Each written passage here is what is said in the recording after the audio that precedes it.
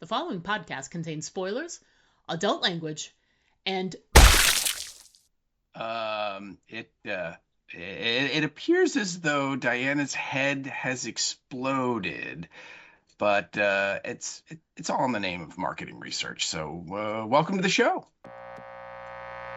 This is a message from the Office of Emergency Preparedness.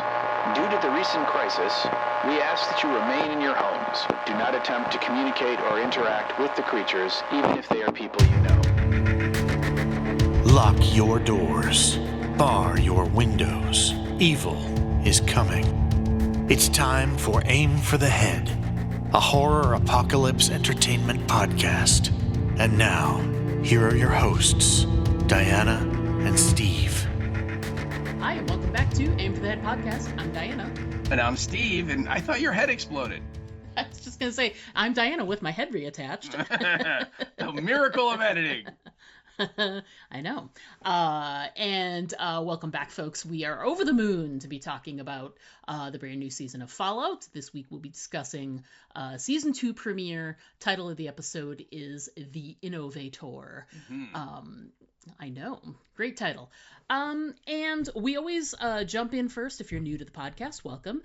We always jump in real quick with sort of a rapid fire quick thoughts on what we thought of what we just watched, whether it's a movie, TV show. And I went first in our last episode where we talked about the new movie Weapons. So just back up one and listen to it. So I went first last episode, so it's your turn. So Steve, what did you think of the season premiere, season 2 of Fallout? Yeah, I was super excited. I remember when I suggested that we cover it, and you had not watched it when it first had come out. Yes. And so then you went back and and you then watched. Yeah, you're like, all right, I'll watch the first episode, and then like a day later, I'm like, what'd you think? And you're like, I watched the whole thing. That's always a good sign. Right. That's always a good sign. Whenever Steve gives a TV show to watch, where he's like, I think you might like this one, and then he always checks in. Did you watch the first one? And I'm like, well, I'm done with it, so yeah, we're gonna cover it. Yeah, right. I was just like, all right, she liked it, and yeah, apparently. And so and then covering it last year like we did, or earlier this year like we did. Just got the juices flowing for season 2, Mm-hmm. and so obviously super excited, and I thought that this episode was kind of like I want to say normal, but kind of like a first episode of a new season. Where the previous season, I wouldn't call it a cliffhanger ending. Certainly unresolved questions, right? But not literally somebody, did they live? Did they not live? Who got hit with the bat? It wasn't that kind of a season ending, Right. So because of that, when you jump back into it, there's not this immediate burning question you have to resolve to put the fan base at ease. It's just more of, we're just going to continue down the road that we started going on at the end of the first season. And I thought it did a really nice job of kind of getting us back into the world of Fallout, into this post-apocalyptic setting. We still get some of the flashbacky stuff with Coop, in the pre-war time where he's obviously running around trying to prevent the apocalypse, and it's like, good job, Coop, good job, but we're gonna get that storyline too, and how are these threads gonna all connect, even more so than what we saw at the end of the first season. So I think again, we're learning more about the universe. We're learning more about this world, in that they are the two characters are trying to get to Vegas, and obviously Hank is already there, and we're seeing what that world is like, and being a fan of the games and playing, a long time ago, playing New Vegas. It's going to be real interesting to see what did they pull from that world. Are we going to have any characters from that world? That was kind of the thing about season 1. Season 1 is set in Los Angeles, and the games have never been in Los Angeles, so there's no chance that they could pull an existing location or a character or a storyline from one of the games, because we just haven't been there before. And now it's a little different because now we're going into a place that, there is already stuff about New Vegas out there. So that's going to be really interesting. So I'm excited. I liked it. I thought it had some, laugh out loud funny parts to it. Just the gore and the violence is just cartoony and over the top in all the great ways. And so I'm really looking forward to where it's going to go. Was it the greatest episode ever? No, but I thought it was a really good season one for the new season. So how about you? What'd you think? I agree with the statement you just made, which was it a great episode? No, but am I excited? Yes, and I'm right on board with that. There wasn't a lot of like, oh my god, it was steady. Starting the season off, reminding you of where we were and giving you just a little bit more, a couple more nuggets on like, this is where we're heading. So giving you some breadcrumbs, as it were, introducing, a little bit more new stuff with like a new character right off the top. For me, we were talking about this before we got started tonight. The only thing is there's a handful of things that I don't know if they are new to the show or if they are things that are coming from the world of the game. There were a few things that I was telling Steve, I feel I either missed something from season 1, or it's a little inside baseball, or maybe it's just something that's I didn't even say this, but maybe it's just something mysterious that's supposed to have the mystery unfold in this season.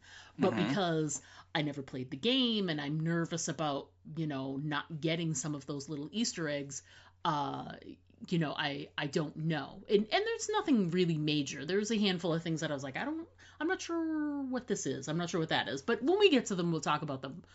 Overall, though, like Steve said, when he suggested season 1 that we cover it, I binged it so fast. I have gone back and watched it. As we were covering the show, I went back and rewatched every episode as we were covering. So I've got the season 1 in my head pretty good, I think. And I was so excited for season 2.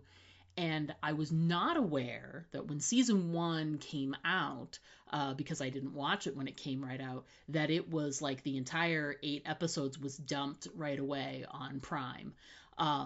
But for this one, it is going to be week to week, which I didn't realize was a new thing for them.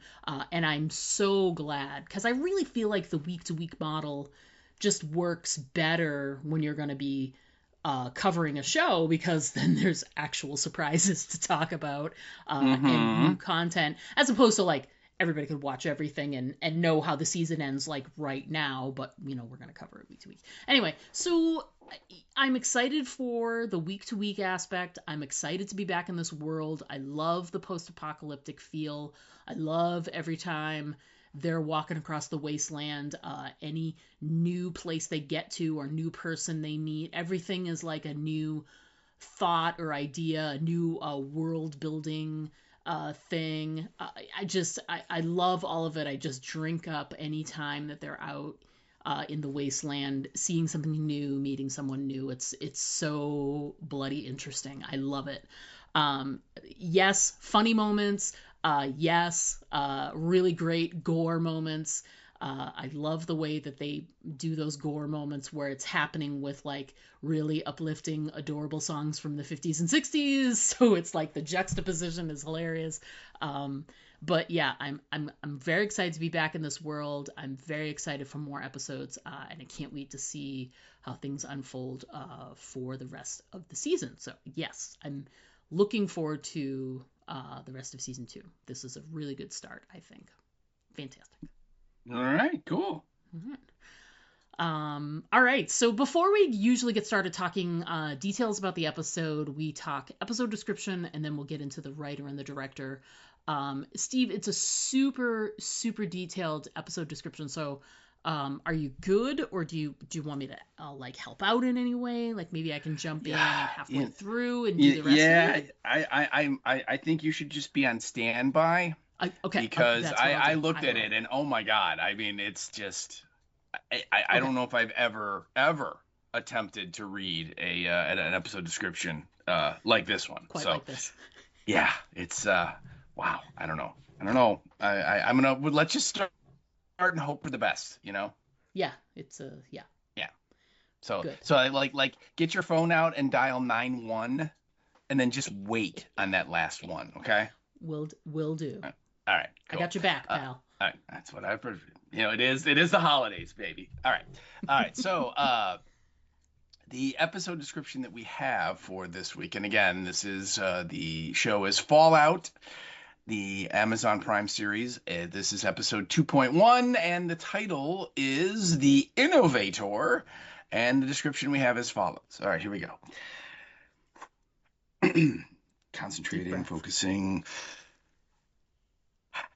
Every dollar spent is a vote cast. Oh, whew. I don't know if I can. I didn't know if you were going to make it through that. But it was your faith in me that got me through it. I just want to say that.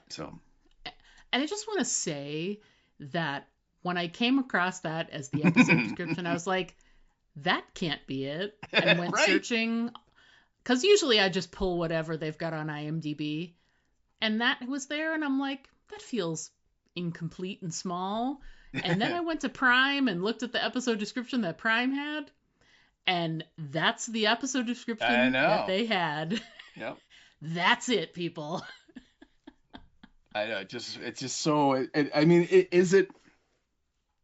It's clearly a line from the show, from the episode. Yes, right. absolutely. That Robert House says that in the bar at the beginning, but it gives you zero description of what goes on in the episode. So well done, description episode writers.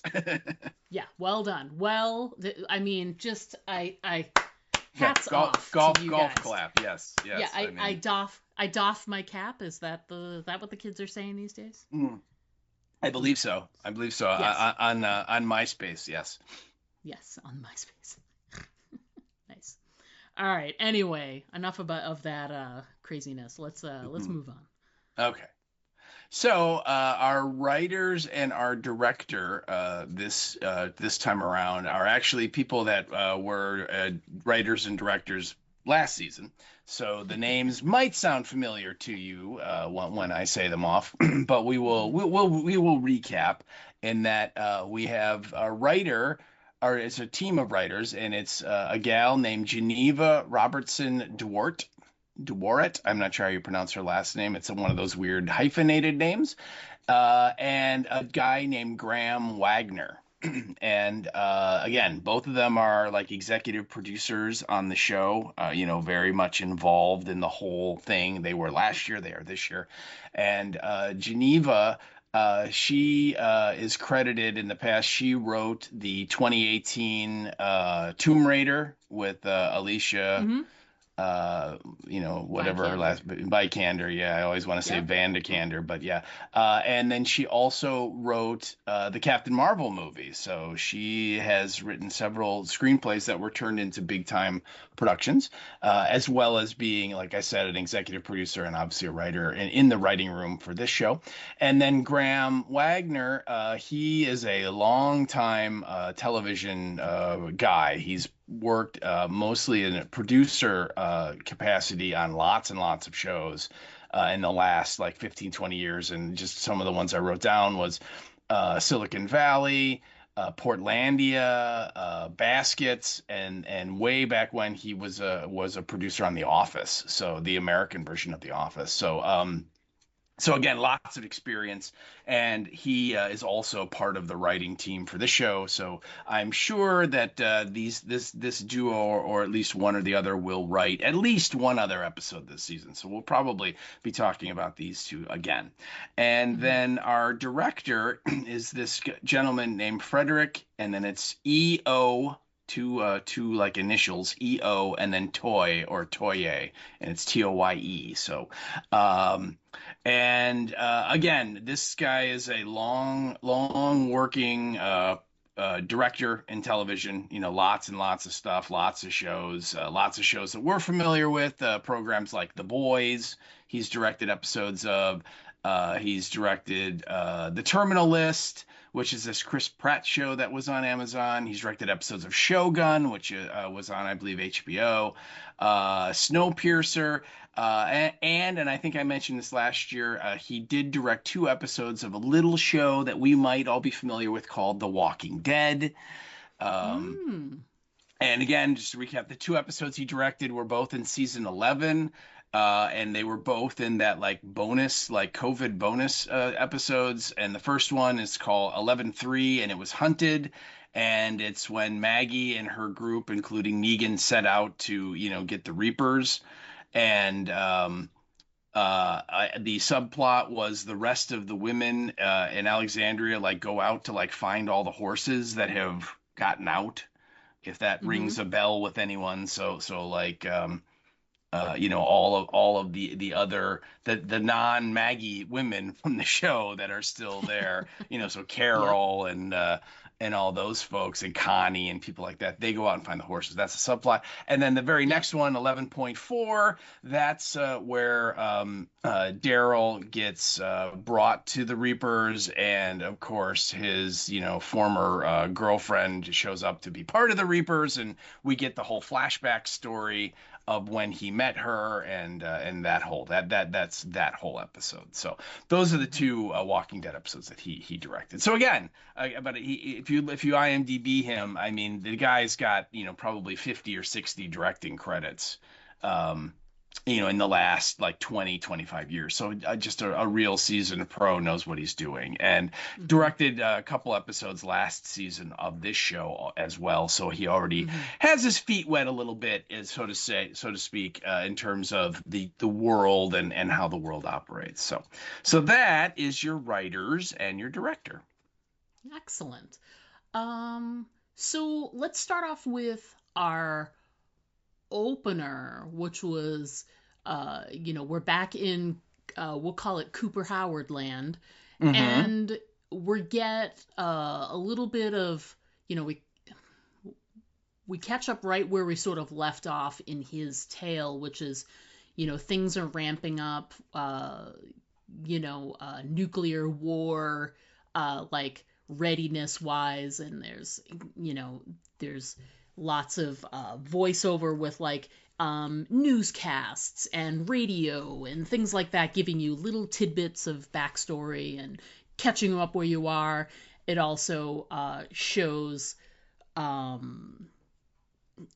was a really extensive previously on. Oh, was there? And yes, there really was. And I can't remember if they touched on it in that or if it was in the cold opener, but to remind people, one of the last things that Cooper did in this timeline is that he listened in on his wife, and he heard them say, he heard her say, we can drop the bomb ourselves. Yeah. We can drop the bomb ourselves. It's better if we control the situation. And he's, of course, disgusted. But we pick up right where he heard that, and he goes home, grabs his daughter, and is like, hey, grab 3 of your favorite outfits and a toy, and let's go. And they're out. Just to answer your question, we see him hear that, and then literally it starts, and it's like the last bit we get in the flashback or in the previously is his wife saying, somebody in the board meeting. Well, we get the double thing. We get the guy up in the shadows, up in like the balcony watching. Yeah. To remind you that there was someone watching. Yeah, and we kind of touched on it, like, who do we think that is, last season when it happened. And then we get her, like one of the other people in the meeting asks her, well, how can you make sure that this is going to all happen? And then we get her kind of, very chilling line where she's like, well, we dropped the bomb ourselves. Then it cuts to the new episode, and like we get Coop's reaction to that line right there. Yeah. And then now we're off and running. So you're right. It's like they literally pick up as if they just kept shooting back then. So yeah. And you're right. His first thought is, I'm out of here. Okay. Peace out, babies. That's right. And Yeah, and there's kind of like a dual storyline going on while we're back in Cooperland. We're getting Coop's reaction to the stuff he heard, like we were just talking about, but we're also getting a little bit of a peek at what's going on socially and out in the world. And there's some unrest. There's some people who are upset at like all of the automation, the robots are taking over, as it were. That sounds like a big science fiction movie when you say it that way. But the average person is just like not, there's some protests about the robots, and Robco, which is the big company that is doing all of those automated, home robots that they're sort of marketing that way. And it cuts to this really important scene we get, which starts in a bar. These guys that are just, complaining about everything, and we get this mysterious dude in the corner. And we find out that his name is Robert House. And there's a lot of information later when they talk about Robert House, and they refer to him, and this is who they're talking about. What's interesting is, if you caught up with it, is it's a different actor than who played him in the first season. They had like a different guy play Robert House, who's one of the people that sits at the table when they're having this meeting about the nuclear war, et cetera, and what the robots can do to help you out. And, sitting there smoking his cigarette with his little mustache and whatever. And then they cut to him at the bar, and it's a different actor. It's been recast, and it's Justin Theroux, who's a fantastic actor, and he does a great job with this role. And it basically boils down to there's some really great action, there's some great moments there, but it boils down to, it looks like Robco is not only doing robot automation, but they're developing this special robot automation for humans, which is this device that just like sticks in the back of your head. There's like a little needle, and then there's like a little radio transmitter, and he wants to test it out. And that scene is amazing. He gets this angry guy who's about to, beat him up, and he's like, "Hey, you can have this. You can have all this money. You're upset $31 million in his trunk in cash. It's such a random amount too. I know. Like, that's one of the things. I usually when you have like some like this case holds $100,000, or it's usually there's a lot more zeros involved, and I'm like, really? Not 30 million, 31 million, not 35 million, 31 million. So it's just such a random amount. I really hope that there's some sort of Easter egg reason for that at some point down the road. But anyway, so there's the offer of money. You can have all the money you want. I just get to insert this thing into the back of your neck. Now, I didn't just like fall off the turnip truck or anything. I know when he inserts this thing in this guy, it's not going to go well, because I've watched a few movies and TV shows in my time. But it goes very interestingly. It works at first because the whole point is domination and keeping people in line. And then you remember what Bud... the dude from Bud's Buds says, that the key to everything is management.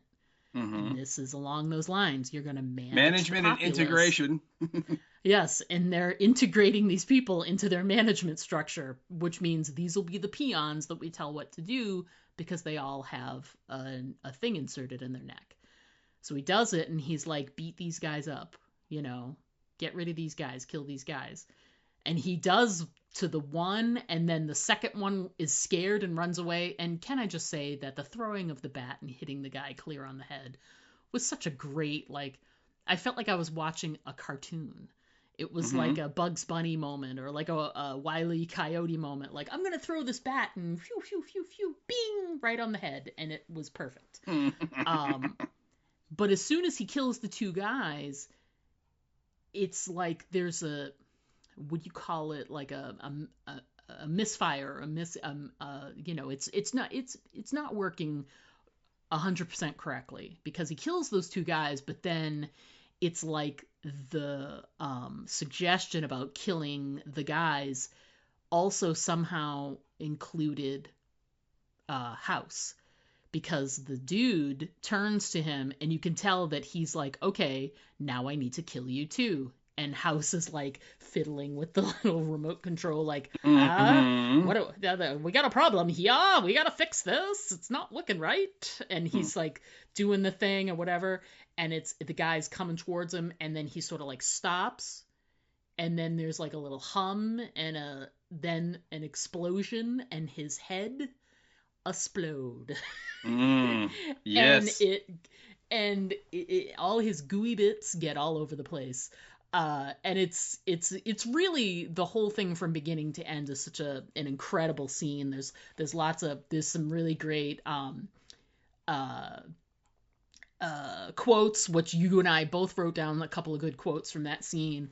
But I thought it was a really great start to the episode. Here's this, I mean, he's not a new character, but he is kind of like a new character for like having this much action involved. You know, he was in season 1, but he was, you know, he was in one meeting or whatever.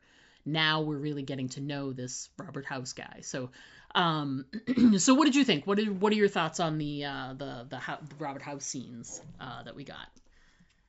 Well, I mean, anytime you get bubbly head deaths, it's a win in my book. So yeah, I thought it was great. I was also, I mean, confused at first, because I'm like, so is this guy supposed to be that guy's brother? Because like it kind of looked like him, but it clearly wasn't him. You know what I mean? So I'm like, huh? And then I too had to go online and go, oh, they recast it. Okay, good. Yeah, that makes a lot more sense. You know what's I think I saw an article about the recast before I ended up watching the episode. So the word recast was in my, I didn't read the article, I just saw like a headline. And so the word recast was in my head.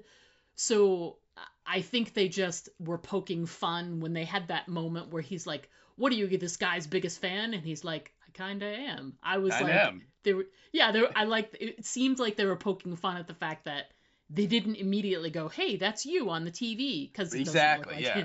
Right, yeah. But it certainly was, like, for a minute, I'm like, by the time I watched the second time through, I'm like, well, that clearly has to be Robert House. And I actually went online because I wanted to get the quote and I wanted to get his name, because I thought maybe this is a guy who works for Robert House who just happens to like kind of look like him. I don't, you know what I mean? I'm like trying to figure out what it could be. And then everywhere I kept looking for the quote, it kept saying Robert House. And I'm like, okay, I guess it's, and then sure enough, then I found, that they had recast that part. And it's funny because if you look at the credits for that episode, they list 2 actors. They have Rafi Silver is the guy who played Robert House last season in that like kind of boardroom sequence we were talking about, where Cooper's wife is talking about how she's going to end the world.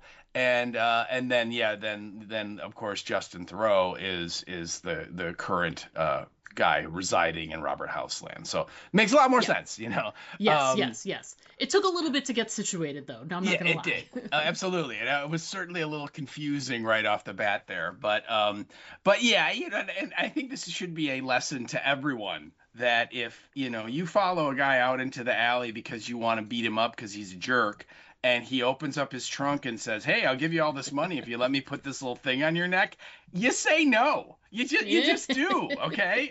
I'm sorry, there's no way you're ever going to get to spend that money. No way. None. Zero. Nada. No chance.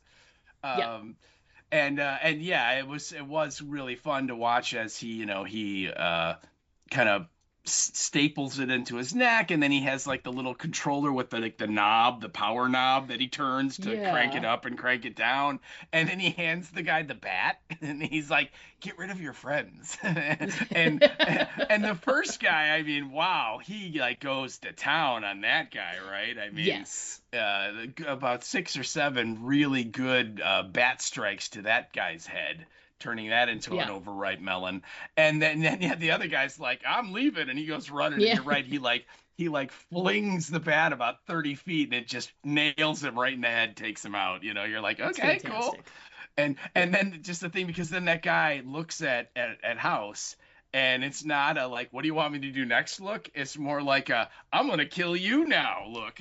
Yeah, you're next. Yeah. Oh yeah. And so then that's when he like fiddles with all the controls, and like sure enough, the guy, literally the guy's head just explodes, and I love it because there's House, and his beautiful blue jacket and white pants suit has got all of this gore on it, right? And he's got gore on his face, and his response, his thing is like, the world may end, but progress marches on. And it's funny, I included the quote because before I went searching around for the episode description, my quote I included was, when these guys are all like complaining at the bar, and they're like, I didn't vote for this guy. And he's like, actually, you did. And he says, every dollar spent is a vote cast. And I was like, that's a great line. Yeah, they liked it so much they used it as the episode description. So you know who else thought it was a good line? The episode description writers. I know.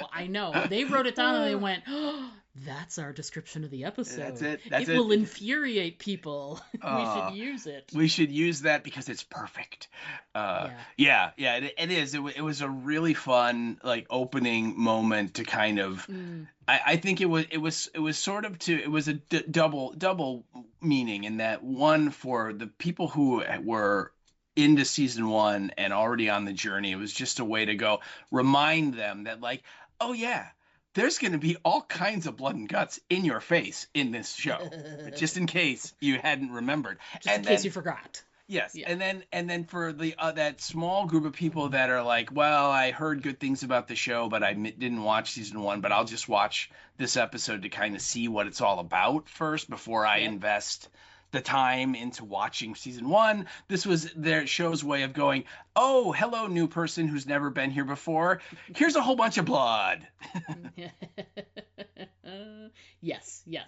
And just in case you were worried that, it's just going to be this one gory scene, no. So moving on after that scene, then we get gory scene number 2, which is fantastic. Mm-hmm. In a nutshell, it's our first interaction with the Ghoul and Lucy for the season, and at first it feels like, oh, the Ghoul has been caught, but it's this whole ruse that they put together, which is, there's a ton of people that have bounties on the Ghoul's head, and so their idea when they ran out of supplies was Lucy turned him in. She collected on the reward, and then she'll just set him free. They'll kill everybody and then go. So that's their setup. So we join them just as they're about to kill the Ghoul, or at least try to. And it's this biker gang called the Cons. Or is it the Cons, or is it like Royal Cons or something? Like I thought it was like Khan. Yeah, it's like the Indian royalty designation, from that part of the world, whether it's India or Pakistan or wherever. Yeah. It was some of my thoughts on the whole the scene and then the eventual shootout. First of all, I love that I only found out the name. You included it in your notes, but the only reason I found out the name of the leader of that group is because it was in the closed captioning that his name was Nick the Prick, and I love it. What a great name! Great name. Hey. But when he calls all of his rest of his gang members to come out, it's the time has come for us to do this thing. He yells out, "Cons!" And I was like, that's just hilarious if you're at all a fan of any kind of sci-fi. Right. And I'd 2 things I loved. One was that if you noticed, one of the Cons used an inhaler when they were standing around. I did, yeah. That. And then I love how the ghoul refers to them as matching jacket motherfuckers. Because essentially they are. They're a group, and the only thing that makes them stand out from other groups is that they have matching jackets. That's right. So yeah, but you included some really great stuff. I want you to talk a little bit, because there's some there's a lot of stuff that's synonymous with the game. So why don't you talk a bit about how you felt about the shootout scene? Okay. Well, yeah. I mean, first of all, yeah, you can't get away from a lot of nods to, older movies and experiences. Obviously the Star Trek II reference right there. With Nick going, "Ah!" But I mean, the whole setup, though, is an homage to The Good, the Bad, and the Ugly, which is a spaghetti western that Clint Eastwood made in Italy in like 68 or 69, so a long time ago. And if you're a movie nerd out there and you've never seen it, you should watch it. It is a classic movie. It's Clint Eastwood, it's Eli Wallach, and then it's Lee Van Cleef. And of course, Lee Van Cleef, we all know, was the police commissioner Houck in Escape from New York. And Eli Wallach plays this character named Tuco, and Clint Eastwood plays this character who he's the man with no name, but in this one, Tuco calls him Blondie because of his kind of light brown hair. And so at the beginning of the movie, Tuco and Blondie are running this exact same scam where Clint Eastwood will go into a town, and of course Eli Wallach's character, there's already a reward out because he's a criminal. He's a horse thief or rob banks or whatever, and they'll ride into town, and he's and it's set up that like Eli Wallach is his prisoner, turns him over to the sheriff, collects the reward, and then leaves. And this is frontier justice. That's not like, well, now he's going to stand trial. It's like, no, we're just going to execute him now because of all the stuff he's done. So they will take him out to a point in town. They'll put a rope around a tree, and they'll have him sit on a horse. And then the way that they will hang him is they slap the horse on the butt, and the horse goes riding. And of course, the guy with the rope around his neck goes a little bit, then the rope pulls him off, and then he's hung. Okay, because a lot of these little towns don't have like an actual hangman's wooden contraption with the door. You pull the lever and the floor falls open and all that stuff. And so they do that, and they got him on the horse, and they're getting ready to do it. And of course, Clint Eastwood is in the vicinity, and he has a rifle with a scope on it. And just as they're going to slap the horse, he shoots the rope, and then the horse goes running off with Tuco on it, and he rides it away, and then they go to the next town and they do it again. So I loved it that they just kind of stole that whole setup here for this sequence. And of course, clearly, like the line that that they have set up, Lucy and the ghoul have set up for like, okay, when I say this, that's when you shoot the rope. I believe it's like, let's just get on with it. Isn't that what he kept saying? And so he's like, if you didn't hear me, I can say it louder. And of course Nick the prick's looking at him. As I said, oh yeah, let's get on with it. Oh, it's so good. And then of course she like interrupts, and she's like, oh, excuse me, and then I love when she says something like, the plan was we would turn him over, so we would get you to open up your vault and give us your caps, which I need so I won't starve. And then he would escape using whatever violence is required. And then she kind of pauses and goes, and in my experience on the surface, that's usually a lot of violence, which I thought was a great line. And then she's like, I was hoping we could just go with plan C. And Nick's like, what's plan C? And then she's like, you just let us go. We just keep the caps and everybody lives. And that's when he's like, whoever kills her gets to eat the dog. There's a great moment, and it's great because we know that they are like, they're not, it's like the best buddy cop group ever. They don't like each other, but they kind of need each other. Because they're going the same place, they're looking for similar things, kind of, and they can back each other up. They kind of need each other's help to a degree. They could make it without them, but why do that? But they just begrudgingly are together, And she hates that everything he does is he goes with violence first, is his Yeah. thing. And you Right. can see, like, once everything starts to, like, fall apart and he's doing his thing and he's, improvising, Oh. I'm going to do this and I'm going to do that and fling a knife. But you can see her reaction with every increasingly violent thing he does. Like when he grabs the grenade and puts it down the guy's jacket and pushes him into the empty pool, and And she's they just both explode. yeah, it's great. And she, from afar, when she sees the things he's doing or what he's going to attempt to do, and she's just like, come on, like, do we need to go this far and whatever. So it's great. It's because she says the thing in the beginning, but then it's like, in my experience, it's too much, and then he does it, and it's too much. It's too much, yeah. But it's amazing. And when the action starts, she shoots the rope, so he's free, and then they all start shooting at her, and she's like up in this like dinosaur statue up high. She has the high ground, and so she then starts like. She has a gun with the scope on it, right? And she starts shooting at them, but she doesn't kill them. She like shoots one guy in the arm and shoots another guy in the butt, and of course, the ghoul is sort of watching all this, and he's just like, "Are you kidding me?" And so when he finally gets himself untied and starts going to work, that's when I think it really shifts into a great little nod to the game, which is.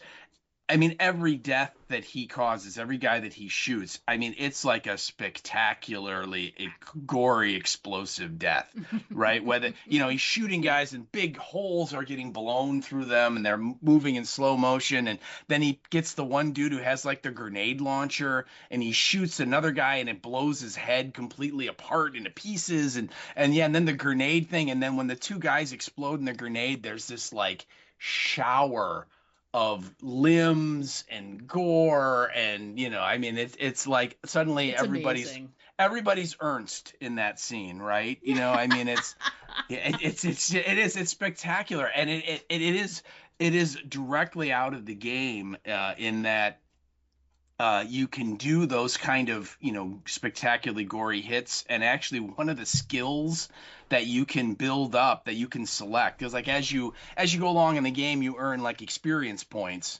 You complete the various little missions and do things, you earn experience points. Everybody, that bad guy or monster that you kill, you earn experience points, and eventually you literally level up. And you start out at level 1, and then you work your way up, and every time you level up you get more hit points, you get stronger, and you get the ability, you get a point that you can spend, and they have all of these different skills that you can pick, and literally one of them is like gory violence, and it's basically, if you put in each skill, it like has like 4 levels, and it costs 1 point to get a level. So if you pick one skill you've never picked before, you're at level 1 of it. And basically for the gory violence, if you pick that, every time you shoot someone, there's a small percentage chance that it's going to be like a spectacularly gory hit on that person or monster. And then every time you increase that skill by a point, that percentage goes up. So it gets better and better until you're at level 4. And I think level 4, it's like 30 or 35% every time you shoot someone or stab someone or blow someone up. And I'm not kidding you. I mean, it is unbelievable how you'll shoot someone and like their arm, it'll just like the whole arm will get blown off and you'll see the fingers flying in different directions. I mean, it's just like you saw in the show. It's cartoonish and over the top, but it's kind of fun in that aspect that you're like, damn, that guy just blew up, So and this is no exception. I mean, that's where they went over the top with it, and it almost became this kind of farcical sort of like, why are these guys taking these two on? They're just gonna all horribly die. And they did. Oh, man. The one thing I always think of and especially on this show, but it comes up when you're watching The Boys as well, but in those moments, I think of like what kind of things the sound designers and sound effects engineers have to have in their back pocket for Mm-hmm. like must have squelching thud sounds for and squelchy explosion sounds, and what does an explosion of flesh sound like, and and I'm like, I had those while I was watching in slow motion all of the parts raining down on that pool area. I literally was just thinking about like Joe, and I'm like, what would Joe use for a sound Oh effect for yeah. squelchy whatever? And I was like, it's hilarious. It just was like, I was amazed in that moment. I'm like, squelchy explosion, nice. Oh yeah, yeah. When Yeah. we would be designing effects and stuff, yeah, we had like whole days where we would go to the store and buy, eggs, and we would buy like a kind of relatively inexpensive piece of meat, and then we would, you know, crack the eggs and let the stuff run out of them real slow, and crack the shell real slow so it would kind of, and you get all Yeah. that kind of gooey stuff. And then like the steak that we would buy, we would stab it, we would, hit it with a soldering iron, and just anything to make it make a noise, whether it's a thud or a slash or a sizzle. And yeah, I mean, we had whole Saturdays where it was just like grocery day, where we would go and, oh, here's like a whole bunch of celery, crunch, and get that's for like the bones, getting Yeah. broken in your arm or whatever. And so yeah, so we did all of that stuff, and that eventually the studio would smell the high heaven because of all the food that we like are partially cooking, because we're like, burning it and roasting it or whatever. So yeah, it was Yeah. super fun, super fun. Oh, I love it. I love it.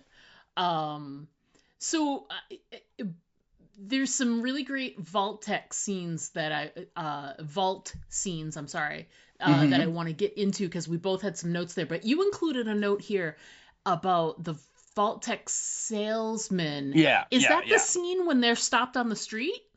Yeah, when we get a shot of Okay. Coop, and he and his daughter are in their car, and they're trying to get to Bakersfield because he somehow thinks Bakersfield will be safe or whatever. And Yeah. he's in this like little subdivision, and they like announce that they're going to be doing a test of like the emergency broadcasting system, Yep. and Yep. so the test starts, and like everybody panics and starts running for their lives, and he's just like, no, it's just a test, like they said it's just a test, but while he's there you see there's this van that's like Voltec is the guy on the sides, and there's Yes. this guy he's wearing like a brown trench coat and a brown fedora, and he's got this big briefcase, and he looks over at Coop. He's like walking out. He just got out of the van, and he's walking around the back of it, and Coop in his car is like right behind it, or very close to it. And he looks over at Coop, and he kind of gives this knowing smile look, which makes sense because Coop is kind of the face of Voltec, and he's literally on the freaking billboard that's behind him, giving the thumbs up, right? And it's very quick, it's very subtle, and this is totally an Easter egg for the game. And so I understand where you're kind of like, I'm not sure who that is. Um, Yeah. in Fallout 4, which is not the New Vegas game, it's Fallout 4, which takes place in Boston. Um, it starts, and the main character is someone in the before time like Coop, and much like Hank in this show, he is put into a pod and frozen, and then gets thawed out in the current time, thousands of years or hundreds of years after the war. And then he is sort of this, literally a stranger in a strange land, much like Lucy, but different in that he at least has memories of what the old world used to be, whereas she just is like, all I've ever known is the vault. Okay. And Mm-hmm. in that game at the beginning, when it's the before time, you're in your house, and you're with your wife and your little baby, and literally that vault tech guy that we see in this episode, he comes up to the door, and And you open it up and he's like, hey, I'm here to sell you a place in the vault. Your wife set up an appointment. And it's a game thing because he's like, you got to fill out these forms. And this is where you like name your character, right? So you type in your name, whatever you want your character to be called for the game. So, you know, if you want to be Snake Plissken, you can, you know, that kind of thing. And you fill out all the information. And then the guy's like, all right, your spot in the vault is all set. And then he leaves. And then literally like a minute later, the bombs start dropping and you got to run to the shelter, to the Voltec vault and go. But anyway, that's who that guy is. So a total Easter egg for all the nerds like me that played the game multiple times and just remember that guy from Fallout 4, which is a game that came out 8 years ago, 10 years ago. So a long time ago. Yeah. Awesome. So we do get a couple of scenes in the vaults. First, we're in Vault 33. Is that their main vault? Okay, Vault 33, and we get a great scene. Well, 32 is the one where Lucy and Norm and everybody were originally. 31 I get them confused. 31 is where Norm is now. Yeah, 31 is where all of the people, Buds are. 33 is the one that got taken over, or everybody died, and then the Raiders got in and all that. Yeah, that's where Steph and everybody else is. Yes. Okay. So, I need like a cheat sheet for that. So we get a scene in 32 with Betty and Reg. Poor Reg. Oh, God. And then we get and that was funny. And then an even funnier scene with Steph and Davey, and then Steph and Chet in 33. So the Betty scene, my one note I had from that scene is she's mostly just, she's frustrated with Reg. Reg has nothing to, I love that he's licking a lollipop. Mm-hmm. It's the most ridiculous thing he could be doing while they're working out the fact that they're gonna die of thirst because the water is running out. So they're trying to figure that out. And he comes in with a lollipop. Anything I can help with? It's so hilarious and it's so absurd. And Betty is so patient and kind to him, thank God. And there's this great moment when she's finished where the guy walking by goes, heavy is the crown, and she's like, you have no idea. Yeah. Well, I like when she's like, you should like form a group, you could tell how you're feeling, and he's like, well, what am I feeling? And she's like, shame, uselessness, I don't know. And he's like, I don't feel useless. He's like, but shame I can work with. And I'm like, oh my God, Reg. And then he's like, there would have to be a snack budget, and she is so eager to get rid of him. She's like, fill out the form, I'll sign it. yeah, it's awesome. It's so awesome. And he's also like, he's bored too because he's really good friends with who's the other dude? Woody, yes. And Woody's in 33. Yeah. Right. So he doesn't have his best bud anymore, and he was also sort of like tangential, like friends with Norm. So he's like, but Norm isn't around. He's like, where's Norm? And Betty's like, he's in vault. She says he's in Vault 31. Yeah, right? He's on like a work exchange program or something, a leadership exchange program or something. So she knows where he is. Oh yeah, absolutely. I mean, I'm not surprised, but I would assume that as soon as he was locked in there by Bud. Mm-hmm. Or what is it called in the oh yeah, the closed captioning, brain on a Roomba, brain on a Roomba, Bud or something. Yeah.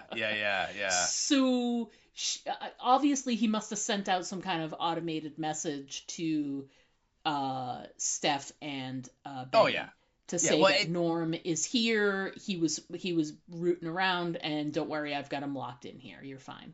Yeah, and I think also, if I'm not mistaken, before we get to the 32 stuff, we go to Norm and Bud, and Norm is, he's there, and he's hungry, and he's running out of food, and Bud's like, you can get in the pod, and that sequence kind of starts with them, just to get, again, I'm sure, just to remind everybody, oh yeah, Norm's stuck in 31 and can't get out, and the little Roomba guy's there. And then it cuts to 32, and yeah, when Reg is kind of rooting around the lab or the workspace where they're trying to come up with a way to repair the water mechanism for the vault, and he like knocks the thing over and breaks it, right, and is just proving how useless he is. She's, and he's like, is there anything I can do to help? And she's like, do you know computers? And that's when he says, no, Norm was the guy that knows computers. Yeah. And then he goes, where is Norm? I haven't seen him. And then she just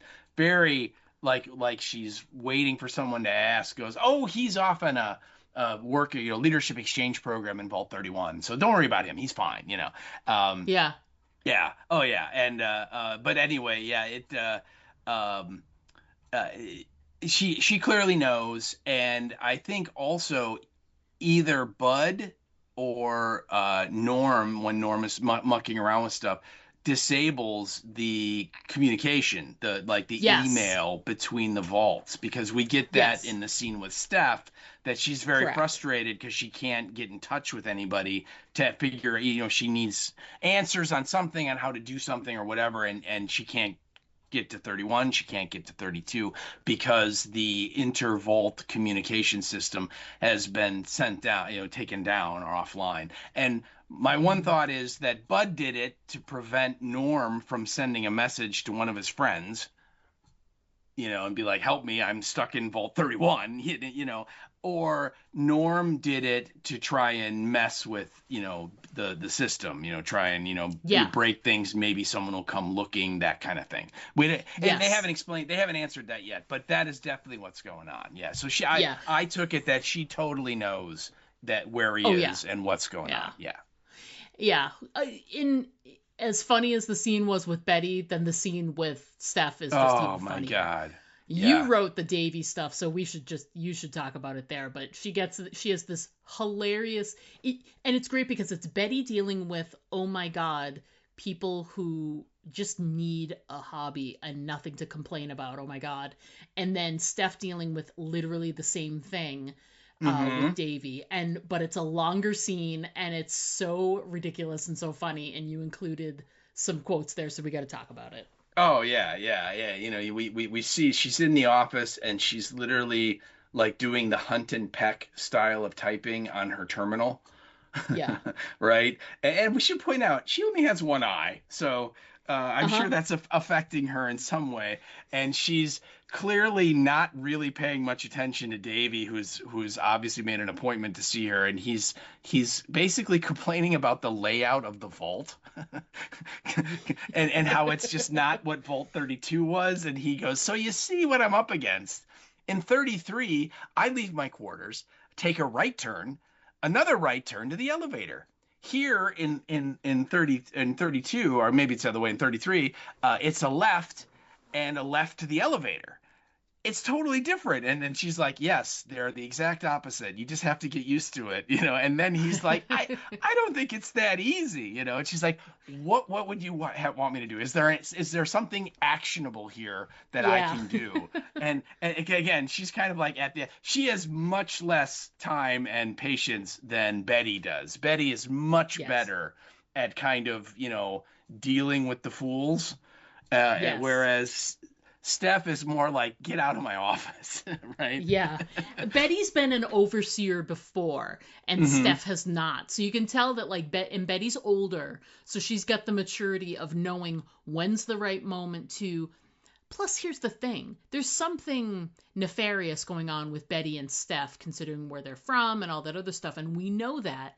But Betty is of the mind that, or at least it seems that, you lead with like calmness because you don't want to draw attention. Whereas Steph is so high strung and is so like stressed out about being in charge. It's just hilarious to watch. She does this whole thing where she's got like an orange and like a switchblade and is like slicing it up in front of Chet. And it's, oh my God. Yeah. But it was funny because, Davey says his stuff. And she's like, what do you want me to do? And he was like, maybe a sign. And signage. She's like, okay. But then the thing I love about the people from the vaults is they're so hesitant. They're more like, ooh, well, we don't want to offend anyone, so Yeah. let's not do that, but let's might be talk about doing misleading. it. Yeah. And so he says, maybe you could commission a feasibility study on the topic of signage. Not a study about the signage, but we're going to have a study on whether or not we should talk about Yeah. signage. Yeah. And she just looks like she wants to stab him in the Oh. face. Oh yeah. Yeah. She's just like, But since great. But since he gave her something that can be done, that's why when she was like, what's an actionable item I can do here? Because she's just not good with like that small talk, like I just want to come and complain and whatever. But now there's a task involved and whatever. And the hilarious like final part of that whole thing is Davy's finally like, great, well, we'll work on it. He leaves with like a purpose. And he walks out the door and he goes to turn left and oh man, and then turns right and go. Like it's the final part of the joke. So you're like, oh, that's great. You know. Well, and the whole time that he's doing that, we see that Chet is out in like the waiting room, waiting his with turn. with the baby carriage with her little baby that she is, obviously, just if we remember from season 1, she was like, 16 months pregnant through the first couple episodes and then eventually gave birth to this baby. And I mean, the only thing I wrote down was just poor Chet.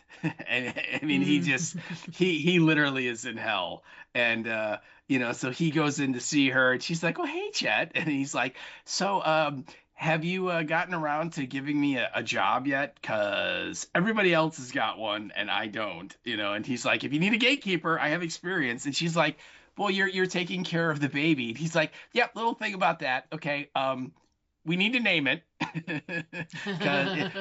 Because people have started calling it Chet Jr. And what's great is like it's so obvious that she is so checked out and has zero interest in being a mom and has no connection, like almost like getting the pregnant with the guy that was kind of like part of like the job to when she got thawed out and sent over from 31. It was like, you're going to get married, you're going to integrate yourself into the community, you're going to have a family. And so she's like did it because she kind of had to, not that she was like, I want to have a baby. You know what I mean? It was more just like, all right, I will. And now that all this is going on, she's just done with the baby. And so he's like, the neighbors are starting to call it Chet Jr. And she's like, great, let's call it that. And he's like, no.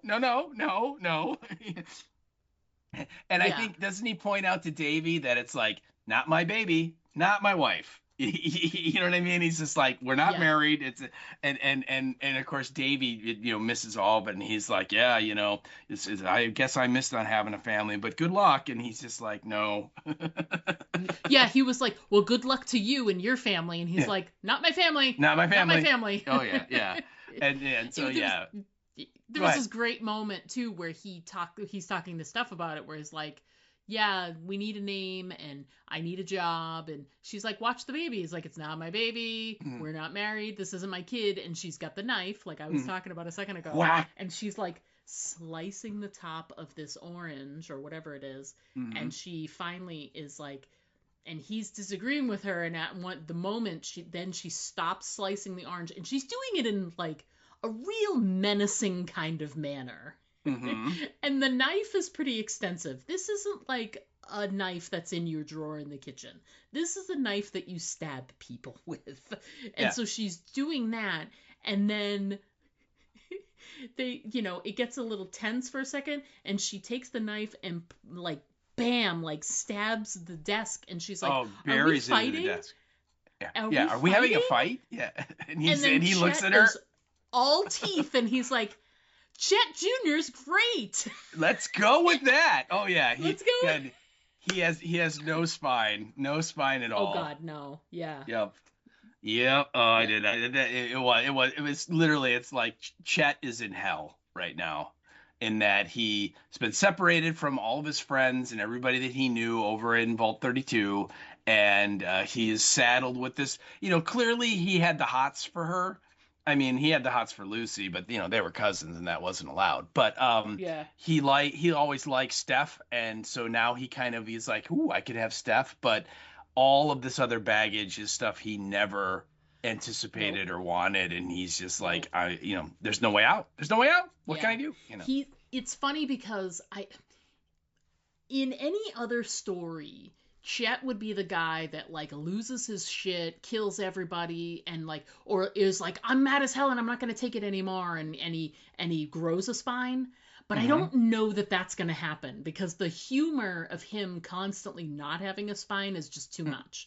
It's Because too if he much. did Yeah. have a spine, he would look into where is Norm? No one's seen Norm. How come Lucy hasn't come back? I really do love Lucy, even though she's my cousin. Can I leave the vault and go try and find her? Those are things like other people in other TV shows would do, but Chet's character is not written that way. So I always have these moments where like Chet's gonna be the one that rises up and does something to Steph because he loses his mind, and then he smiles with all those teeth, and I'm like, Oh.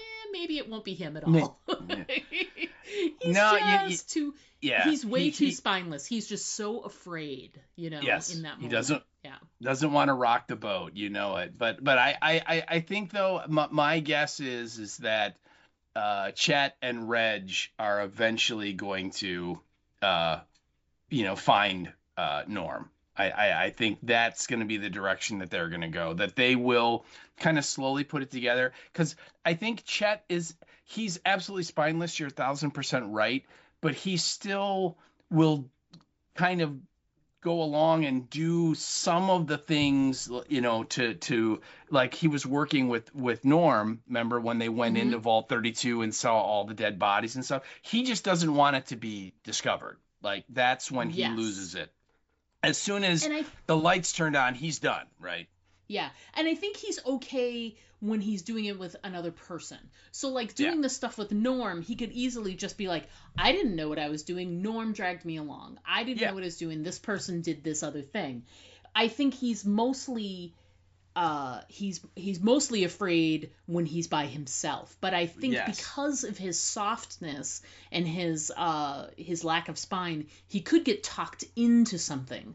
So if Norm shows back up again somehow magically, I think he could rely on Chet being with him, but without Norm present, Chet is not going to go looking for him. He would need something else, like maybe if he found out Norm was in danger and like maybe Steph didn't care and he's really reaching the end of his rope there. He's scared, but he's also at the end of the rope. Maybe it would be enough to whip him into shape to go and, help Mhm. or something. I don't know. Yeah. He's Chet such an interesting character because he's just so afraid all the time. Yeah. Oh, yeah. Yeah. Just absolutely. And he's huge too. I mean, Right. that's the thing, that he's this very tall, imposing physical person, yet he walks around like he's 3 feet tall and is just a scaredy cat of everything. Yeah. It's Right. wonderful. And I think it's funny too, just briefly before we move on, like in season 1 they made it really clear that Norm was a coward. He hid when the big attack happened and all that, Mhm, and he mhm. talks about being ashamed of that. But I would say, like, in this episode he shows that when push comes to shove, he'll do the scary thing when he needs to. And I think that kind of energy, if he was with Chet might do the same thing. But again, in a vacuum, Chet will be Chet.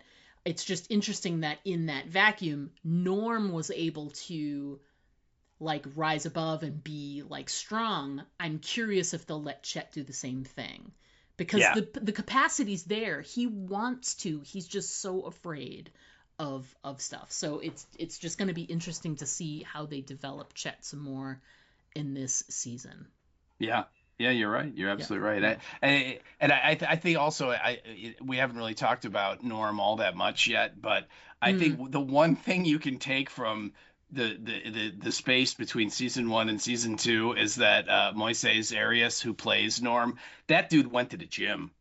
He did. He did. Because he's got like the vault jumpsuit off, and he's got like the wife beater white T-shirt, and it's like, yep, that dude's been hitting the weights because he's got the arms and the shoulders and stuff now. It's like, okay, yeah, he good either for worked you. on a different show in the off season, or they were like, hey, you're gonna spend the first couple of episodes without your jumpsuit on, and we're gonna be seeing your Physique. So if you want to up your physique, we wouldn't say no. Right, yeah, right. It might not be a good idea to put down the Oreos and do a sit up, okay? Exactly. He did, because as soon as I saw him when he's he's in 31, and 31 is there's nothing. It's sparse. It's just got the pods. I mean, there's no living quarters, no beds, no chairs, no nothing, and he's just kind of there. And clearly it's very warm, so he's got the suit off, and he's kind of trying to figure out, is there a way out of here? Am I, where can I find any food? All that kind of thing. And you're watching, and you're like, okay, so the dude's obviously been doing push-ups, because it's like, yep, you can tell. Absolutely. So the next couple of scenes we get are great, because we go back to, we're back on the journey to New Vegas with the Ghoul and Lucy. And Dog Meat. And Dog Meat. Can't forget about him. And there's this fantastic scene where we both made a note, because you couldn't not. There's this fantastic scene where they come across this woman who's like, she says she's got food, come on in, hot food for sale. And Lucy's like, oh, great. They have all these bottle caps that they just got from the cons, so she can get some food and maybe some information. Yeah, and they're tracking Hank, and they come up. First of all, they come upon there's this body that's literally severed in two, and you can see like the bloody footprints from the power armor. The Hank, just like literally stepped this guy and smushed him into two pieces. And so when they come upon this little restaurant, store, whatever it is where this woman is, the Ghoul's like, maybe we'll get the information out of her. And the way he says it, it's very like, we'll beat it out of her, because that's his approach to everything. And Lucy's like, no, we're just gonna ask her, all right? And it's this great moment. He like literally hits the safety on his gun, and she sees it, and she's like, no, we could just add. Like, her reaction is so like what I was talking about before, where she's just so mad that he thinks violence first. It's fantastic. Yeah, oh yeah, always, yes. And so she goes up, and literally she to open the conversation. She's like, oh, I'd love some soup, please. And then she reads the sign, and she's like, flea soup. Yummy, and the lady's like, okay. And then she's like, do you want crackers? I think they're in my other pants.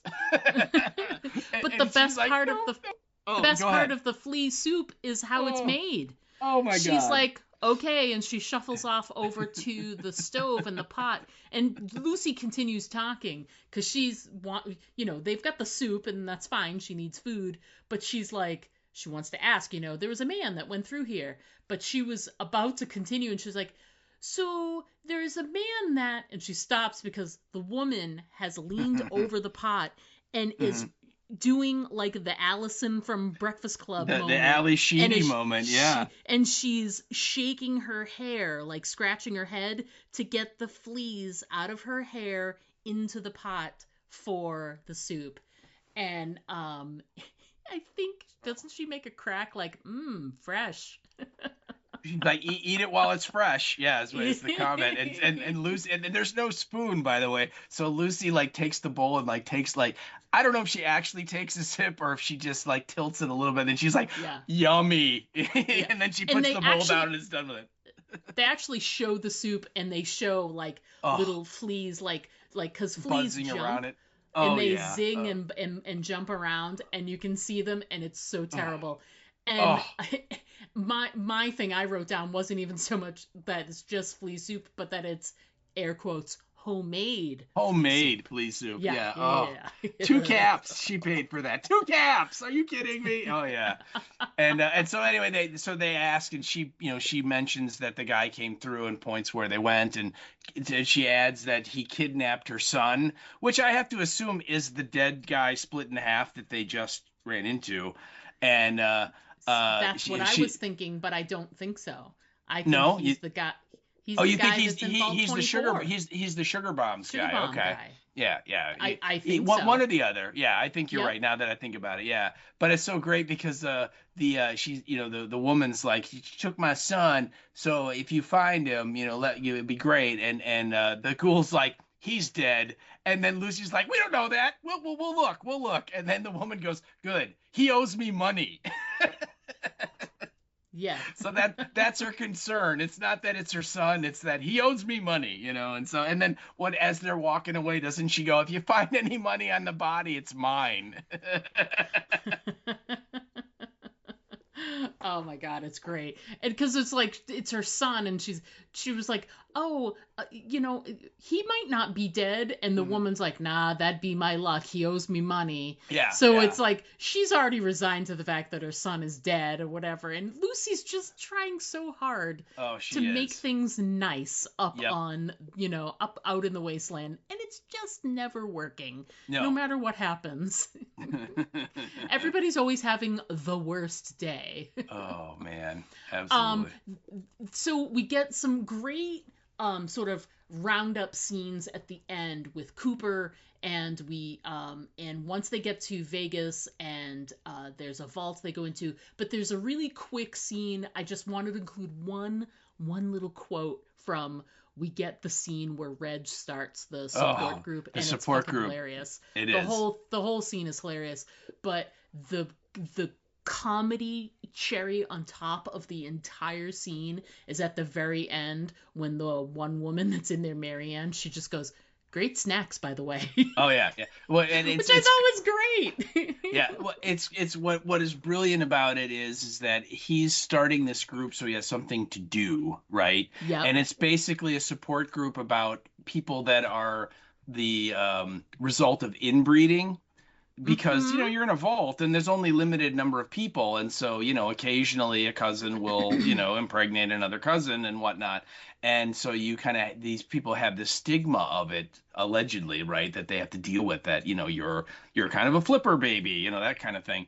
And so in the meeting, it's Norm, or not Norm, it's Reg. And then there's Marianne, who's got like a box of popcorn and like a plate of all these munchies, and is just eating carrots and stuff and watching. And then there are this couple, this ginger couple that are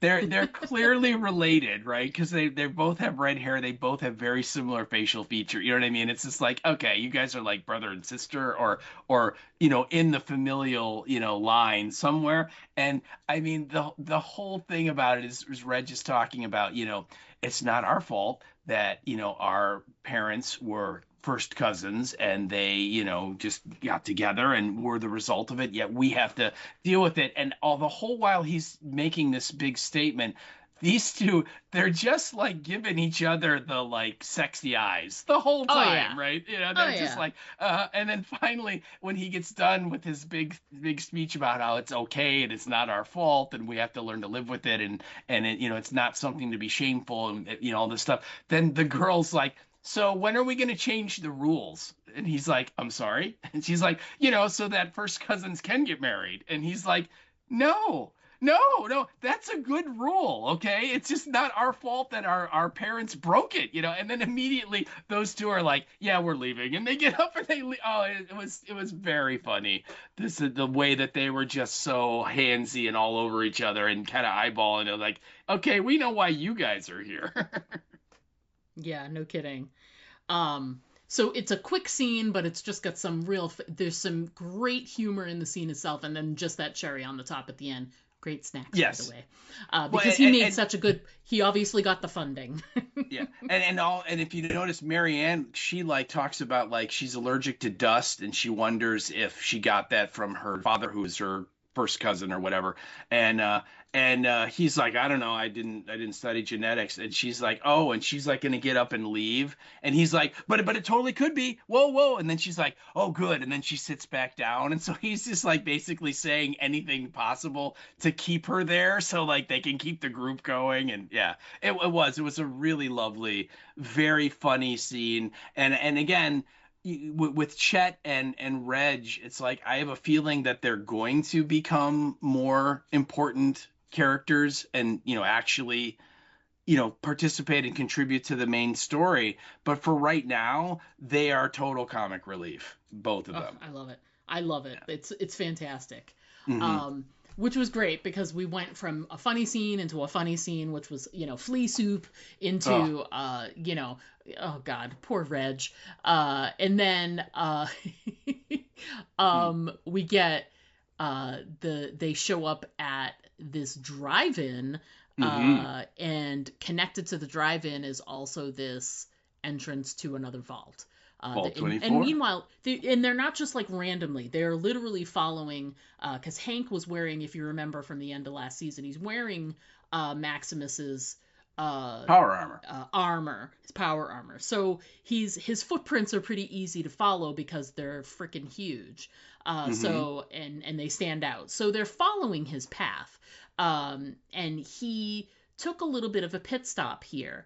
And it's and there's this great, it's the drive-in looks amazing, and of course it's playing a Cooper Howard song, music. Yeah, double feature. Movie. Sorry, yeah. couldn't think of the word.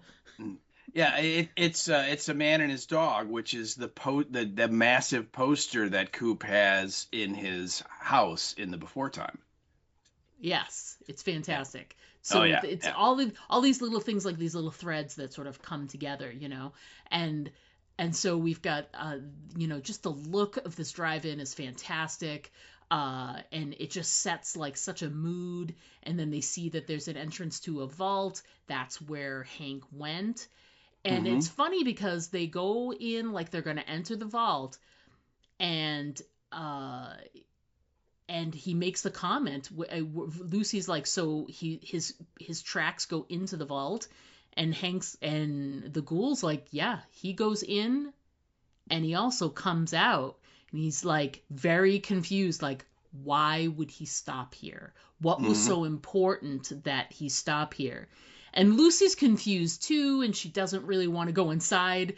And the ghoul is like, he takes her Pip-Boy and like pushes her towards the door and is like, "You're up, kid. You're the one that's gonna let us in here." So they take out the little thing, the little door unlocker thing, and they head down. And it's interesting. What did you think of? Is this something they ever showed in the game? Was this whole like this communism thing that they were doing, or was that just like that never came up? That specific tech with the like one of the vaults doing that I don't remember that. It's certainly not in 4, and it might have maybe in 3 or in New Vegas, because those are so old. So long ago that I played them. 3 I believe was on PlayStation 3, right, in terms of the system. So I mean it's a long time ago, and like I said, yes, I believe was only available on computer, so a long time ago. So I'm not 100%, but first off, the Starlight Drive-In, that is a location in Fallout 4. Now there's no vault attached to it, but the Starlight Drive-In is a location in Fallout 4, and it looks just like it looks. You see there, you've got the cars that are lined up with all the, the people apparently were watching the movie when the bombs hit, because, the skeletons are in the cars, and they got the big screen and all that stuff. So that is, again, a neat little Easter egg for the game players.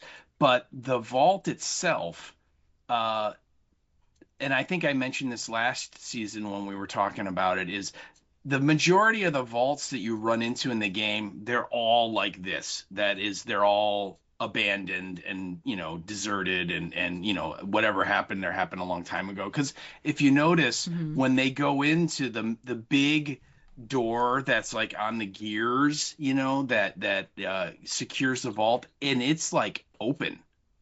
And like it Yeah. looks like it's been open for a long time. You know what I mean? It's Yes, it not like, does. and so they go inside, they walk through that, and then you're right, then she puts the Pip-Boy thingy in there to like call up the elevator. And Yeah. and again, that kind of, it looks deserted. It looks like no one's been around for years and years and years. And when they find the bodies of people that were there, they're all like the skeletal remains. It's like we're in the lobby of the Overlook Hotel at the end with Shelley Duvall, like that kind Yeah. of corpses. Yeah. That's how the majority of the vaults you find in the game are, that they all failed for one reason or another and are abandoned. Sometimes there's like a Nick the Prick and his gang have like taken over a vault and you have to kill all them, but the vault Okay. itself, is all destroyed and so on. But yeah, this whole thing with like forcing the Americans to like become communists, I don't remember that as a specific thing. It doesn't surprise me because, like I said last season, the various missions that the vaults were doing, the experiments they're running, they're all horrendous, and awful social experiments. And I think I told you last time, like there's one vault where there were like 100 people in the vault, and it was like 99 guys and one woman, and that was on purpose. Mm, So yeah. like the Vault-Tec people could watch and what's going to happen. Yeah. What do you think's going to happen? And so all of them kind of have this kind of, on the surface, it seems to be just a normal, shelter, but they all have something nefarious going on under, that no one really knows about. And, Yeah. but so, yeah, and I thought it was really, really just, again, a wonderful nod to the game. Like there's one moment when the elevator opens and they walk out, and they're on the floor on the bottom, and it's a dark corridor, and Lucy hits a button on her Pip-Boy, and each Pip-Boy has like a flashlight built into it, and Right. she turns on the flashlight, and basically you just kind of point your hand in the direction you want the flashlight to light up, and the sound of turning on the flashlight is straight out of the game. It's the exact same sound that you play in the game when you turn the lights on your Pip-Boy. And so again, Interesting. little things, just little teeny things like that you because you're not familiar with the game, Right. you'll just think that was a cool sound effect, but to the game nerds like me, I'm like, oh, they got the sound right, so um so yeah, that was very cool. And of course, not only do we see that they're trying to turn them into communists, but they also have those little thingies in the Yes. back of their The necks. So implants, the neck implant things. Yeah. yeah. So we're kind of calling back to the stuff we saw. I don't know if these technically qualify to be called Pavlov's, neck circuits or whatever, but it's kind of close, or Chekhov's, I should say, Chekhov's Yeah. things, but they're kind of close because we see them in action in the first scene with Robert House, and now we see them again, and so clearly Vault-Tec and Robotech kept experimenting and doing the research on them.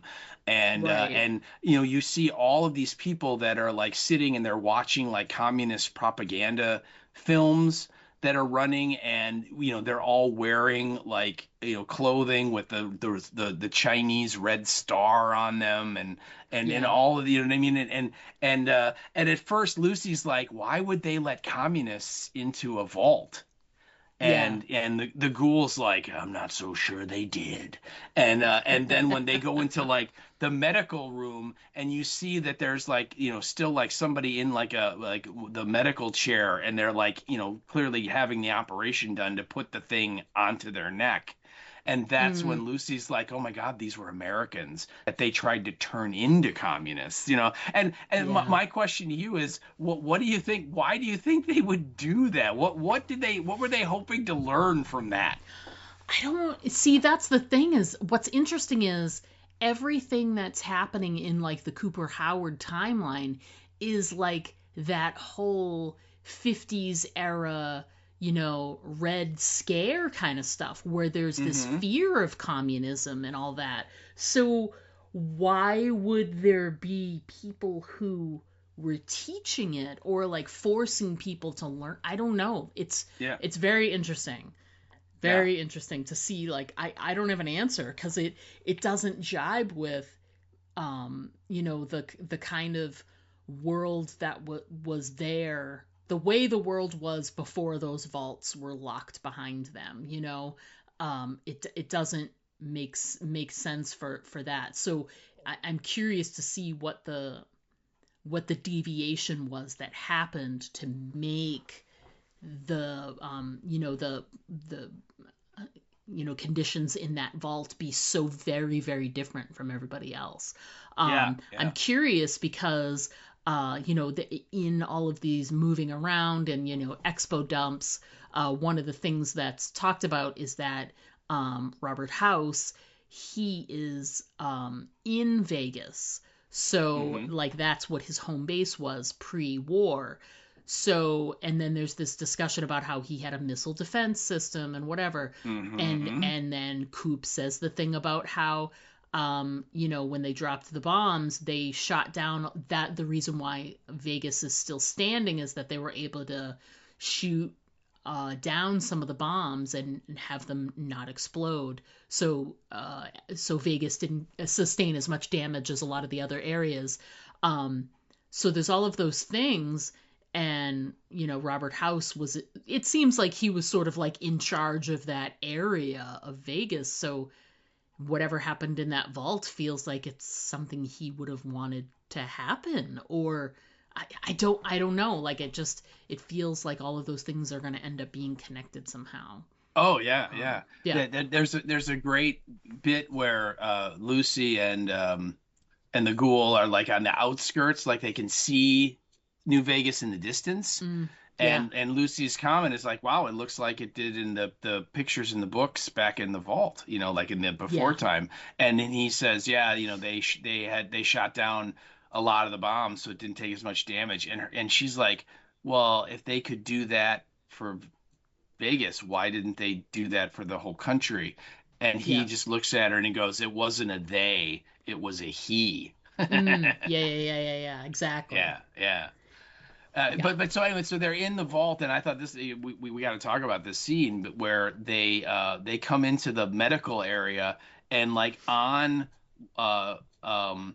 well, first of all, Lucy goes to like there's a terminal there, and she tries to pull up some data to see like maybe to find out what was going on in this vault, and nothing comes up, and she's like, my dad must have taken the hard drive with all the data on this from this vault. Why would he do that? I don't know.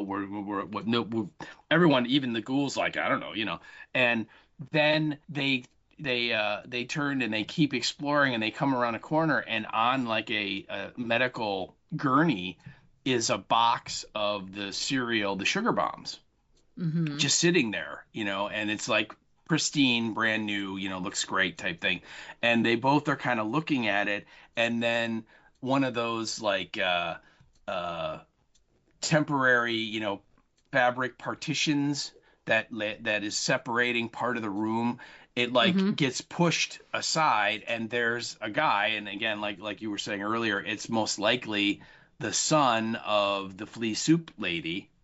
Yeah. And he's sitting there, and they turn around, and and he's got this kind of weird grin on his face and is acting very strange. And if you look, like there's a little bit of blood like trickling out of his eyes, which never a good sign, right? Never. There's no condition you can ever have where if that's happening, you're okay. Okay, I'm sorry. It's just like you need medical attention right away. And he like starts talking, but he's like talking and using words and phrases that Hank would use when he's talking to Lucy. Yeah. And you get the at least I get the sense that the dude's got one of the thingies in the back of his neck, and he's been programmed by Hank to like almost like he's leaving like a voicemail for Lucy. Right, where this guy is told, you're going to say this, you're going to say this, and you're going to say this. And that's all you're going to have to worry about doing. And he calls her Sugar Bomb, which is Hank's term of affection for Lucy, right? And that explains why the box is there. to draw her attention because she'll remember that and go, oh, and basically, this guy says, Sugar Bomb, go home. I will fix everything, and the important thing is for you just to go back to Vault 32 and be safe. And Mm. she asks him a question like, where's my dad? And then like the guy like he like starts getting that like kind of Does grin not on his compute. face. Does not Yeah, compute. yeah, right. And he's like clearly struggling, and then he goes, "Go home, Sugar Bomb, go home," and then, bam, his head explodes too. Yeah.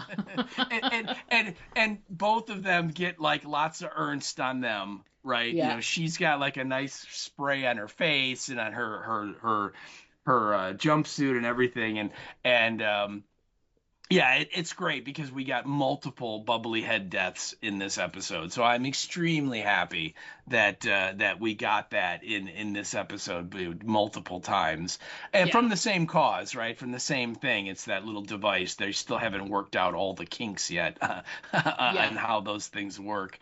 But yeah, so that kind of finishes up the bit with them, other than they continue on and are making their way into Vegas. And I think then what we cut to, we finish up with Norm, and then I think we finish up, then the episode ends with Hank, right? Yeah, we get the Hank scene, which is this nice long piece of just him, and he shows up at this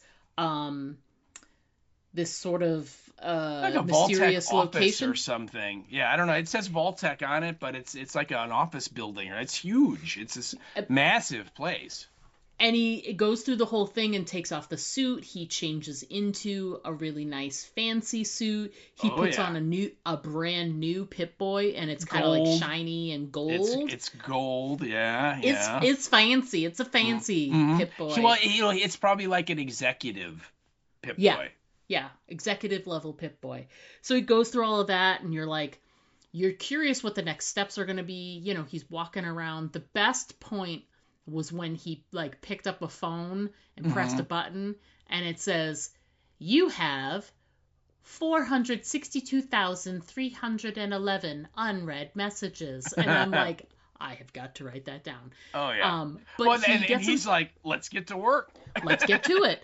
I mean, because he's been living for like 200 years, so that's not a lot of messages. He'll get around to it. Oh, sure. But then he picks up the phone, and then he like leaves a message somewhere for someone else who we don't know who it is, but good Lord, you've got to suspect it's got to be Robert House. It's got to be Robert House. That's who I took it to be. Yeah.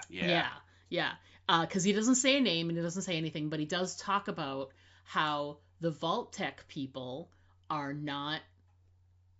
What is the word he used? Like, they're not helping right now. They don't know what's going on. And then he says they don't know much of anything, actually, is what he says. Yeah.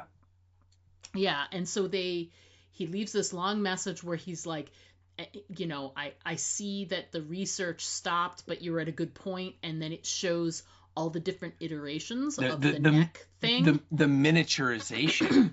Yes, because it was getting smaller and smaller and smaller.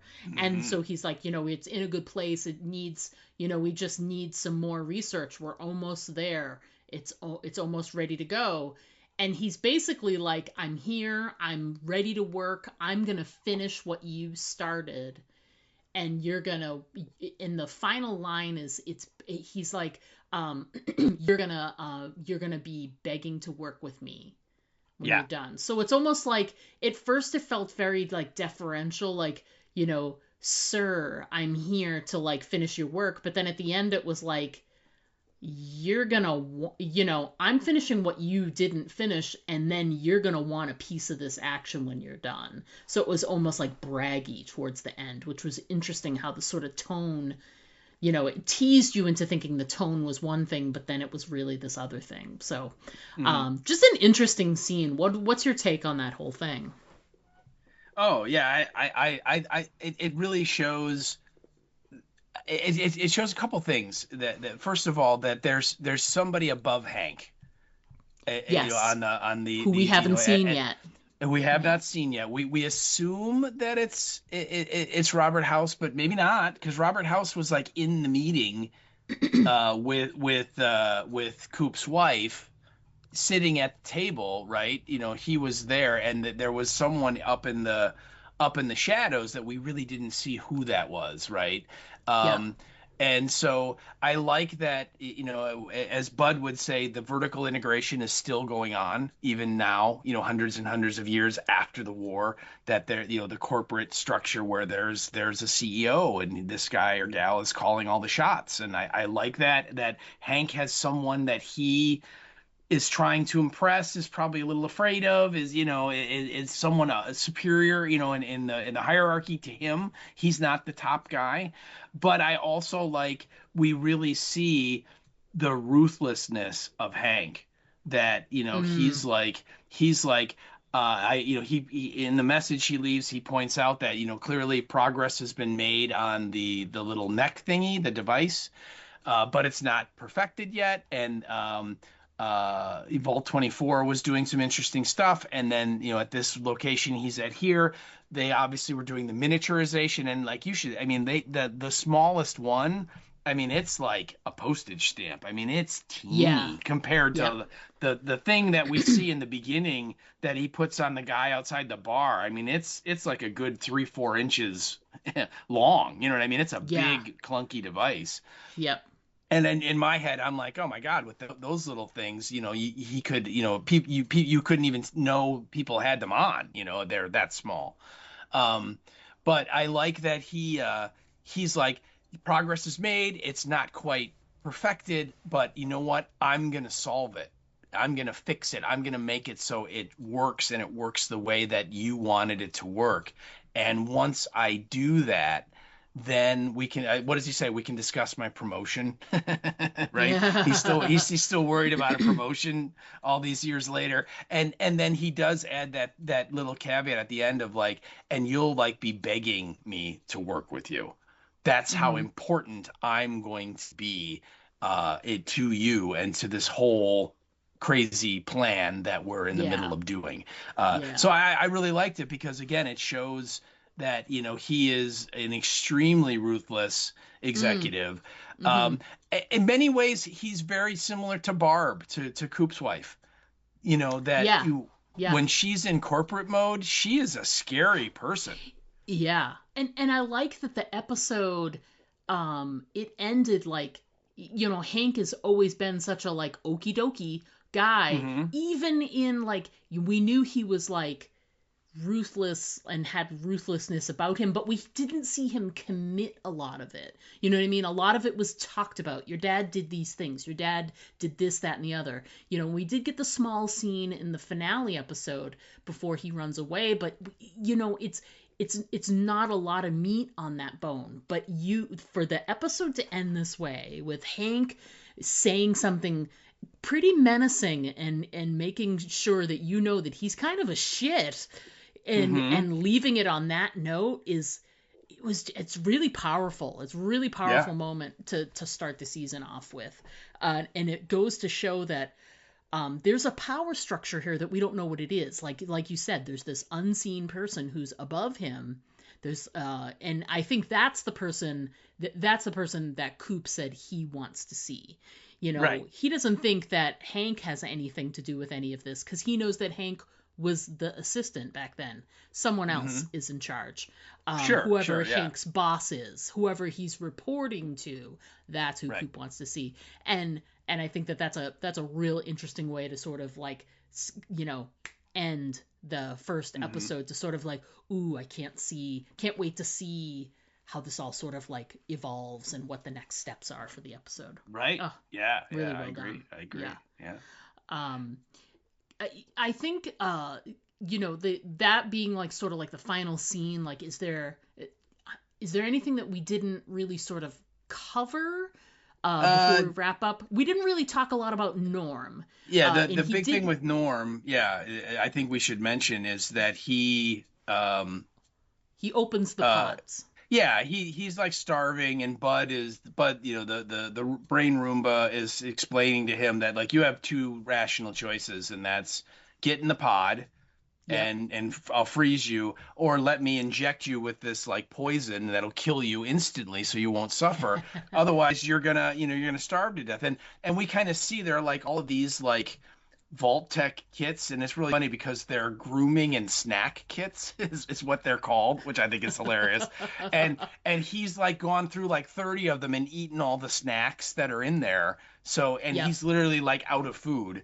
And what's he like? He's like holding a water bottle like up to like a piece of machinery that's like condensing and dripping water. So he has at least a little Yep. water to drink, but that's it. So he's in a bad spot. He's got to make Yes. a decision here, and so literally, the Bud, the brain Roomba is like, you only have these two rational choices. It's either the shot or you get in the pod. And Norm's like, that's true, but there's also irrational choices. And he gets up and he like kicks the needle part out of the Roomba, so he doesn't have the ability to use the hypodermic anymore. And then he goes over to the controls and he's like, I'm gonna wake everybody up. All these other buds that are still frozen. And of course, Bud's like, you can't do that. That's not the plan. It's supposed to be one every 30 years. And but again, I think it's crazy, but it's also genius because you will not know. Otherwise all buds are gonna die. So Yeah. it's going to be a real interesting thing to see what happens. And we don't really see anything other than he starts the process and you start hearing the sirens going off and the pods like kind of light up a little bit, like they're starting to go into defrost mode or whatever it Yeah. is they do. But that's how that storyline ends, and that I think it ends there, and then we go to the Hank stuff, and then Hank Yeah, ends yeah, the yeah. episode. Yeah, So, so yeah. that was something we sort of jumped over, but the thing that I'm really thinking about a lot with the Norm scene is I'm really curious to see who else is in those pods. Like, what are the other characters that are going to Yeah. come out? It'll be interesting to see. Mm-hmm. Well, and we'll see too. Will is this a bluff? Will Bud, back down and say, "I'll let you out, just don't thaw him Mm, out," and then he'll yeah. stop? I mean, we'll have to see how far are they going to go with it. In terms of the story. But yeah, again, really interesting. Way to start. Guess is that next episode 2, we're going to get a lot of Maximus and not a lot of everybody else. Yeah, I absolutely agree. Um, and anything else that you think we may have jumped over in our discussion that you want to make sure we chat about before we move on? I don't think so. I think I hit everything that I wanted to talk about. I guess one of the impressions that I have for this season is that now that Lucy and the Ghoul are working together, Mm-hmm. it's going to be very. I'm wondering how much are they. Who do you think is going to influence the other the most? Do you think that the Ghoul is going to Mm, change Lucy to be more cold and glass half empty, or do you think Lucy is going to kind of reawaken some of the compassion that the Coop obviously has in the before time? Because the ghoul's kind of my role model. I mean, he's cold and dead inside in every way possible, and that's what I am and strive to be. mm, And so I like that, but I'm wondering if Lucy's endless optimism and pluckiness and the benefit of the doubt and people are good and we don't have to kill everybody we meet and all the things that she's trying to the golden rule and all the stuff yeah. she's trying to teach and get out there, is that going to make an impact on Coop, on the Ghoul, and will he start to become more like pre-war Coop as opposed to Ghoul Coop? Yeah. I think that's what. Did you have any feelings on that? Which way that's going to I go? don't, but I think that that's going to be a large part of the season is because that's going to be a balancing act. I think, Coop's going to have moments where, as the Ghoul, he has a little bit more heart, and Lucy's going to have moments where she's going to have to be more ruthless. And I think it's going to be interesting to see which one wins out.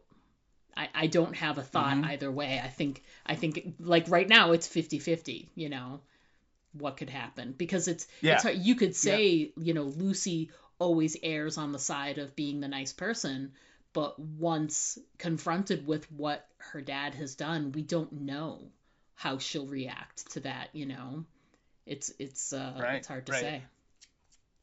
Well, right now, she wants to, and I'm just going to use air quotes here, bring him to justice. Yeah. Right? That's what she said. She didn't say she was going there to put a bullet in his head, which is what the ghoul said. Yeah. Right? Yeah, The ghoul said, when we meet your daddy, you can shoot him in the butt and shoot him in the arm all you want, but I'm going to be the one that's going to end up putting a bullet in his head. And that's when she's like, no, I'm going to bring him to justice. And he's just sort of like, yeah, sure. Okay. Whatever you say, kid. Yeah, so I agree. I think it's going to be a real interesting, journey for these two characters, and see how much they change based on their connection and their influence with each other. It's gonna be real interesting. Yeah. And then again, where and how is Maximus and the Brotherhood gonna fit into all this? What are they gonna do? Exactly. Yeah. What's their role in all of this is curious to me. Now, they, like a lot of shows, at the end of the first episode, instead of getting like the scenes for like next week, they gave us like this year on Fallout kind of a thing, which I hate, by the way. Yeah, because then it's like it's clips from like every episode pretty much, and I'm like, I don't want to see that right now.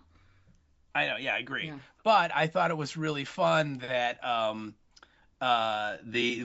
of the clips we see is the squire that was kind of torturing Maximus, that turned into a ghoul because his foot got smushed, and I'm blanking on what his name is. Yeah. He is still in it. He's going to be in an episode. Nice. So yeah, they showed a scene with him, and he also kind of like Reg, he has like a support group, I'm guessing, of people that are turning into ghouls and how to deal with it. They don't really give us a lot, but we see him talking to a whole bunch of people, and I'm like, oh, cool, that guy's gonna come back. So, nice. So I'm excited about that. But I hate that kind of like coming this year thing. I'm like, I always try and skip those. Yeah, it reveals whenever too much, possible. I think. Yeah, it does. Yeah. It really does. Yeah. I'm like, I don't want to know. Yeah. I don't want to know. I don't either. So, but yeah, anyway, I think that covers everything for me. Yeah. So I think we're ready to take a quick break here. What do you think? We would, and normally we would take a quick break here, folks, but we didn't get any feedback on this episode. Oh no. No. So we're not going to take our break as normal, but we will say, we love getting feedback. So, we've got a longer stretch of time to send in your feedback because we're not recording until Mondays, and the shows are released on Wednesdays. So you got tons and tons of times. But obviously, I know for the first couple episodes, we might not get anything because we're right in the middle of the holidays right now. So I understand it's tight and it's hard to do that. But if you catch up with Fallout and it's after the holidays and you're listening to our episode 1 and episode 2 coverage, and you're catching up on, like, say, episode 3, send us your thoughts on episodes 1 and 2 later. We'll read them later on the podcast. You've definitely heard us do it before. So send us in your thoughts on episode 1, and we hope to hear from some people next week for episode 2, and we'll read all that feedback when we get it. So coming up next on the podcast, obviously, we'll be talking episode 2. And as of 3 minutes ago, when I searched online, this episode will be released in less than 48 hours, and there's still no title of what the episode is, and not even like a plot description that gives away nothing. Like about, votes with, every dollar spent is a vote cast. Yeah, they don't even have one like that. Right. So I have no idea. Now we did discuss, hopefully we'll get some Maximus action next week, but we shall see. So we'll be back again in 1 week to talk episode 2. We just don't know a lot about it. Nope.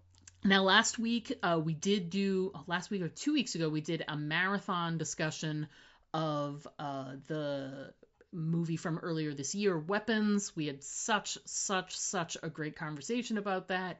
Hopefully you guys have had a chance to listen to that podcast. If not, just back up one. It's the one right before this.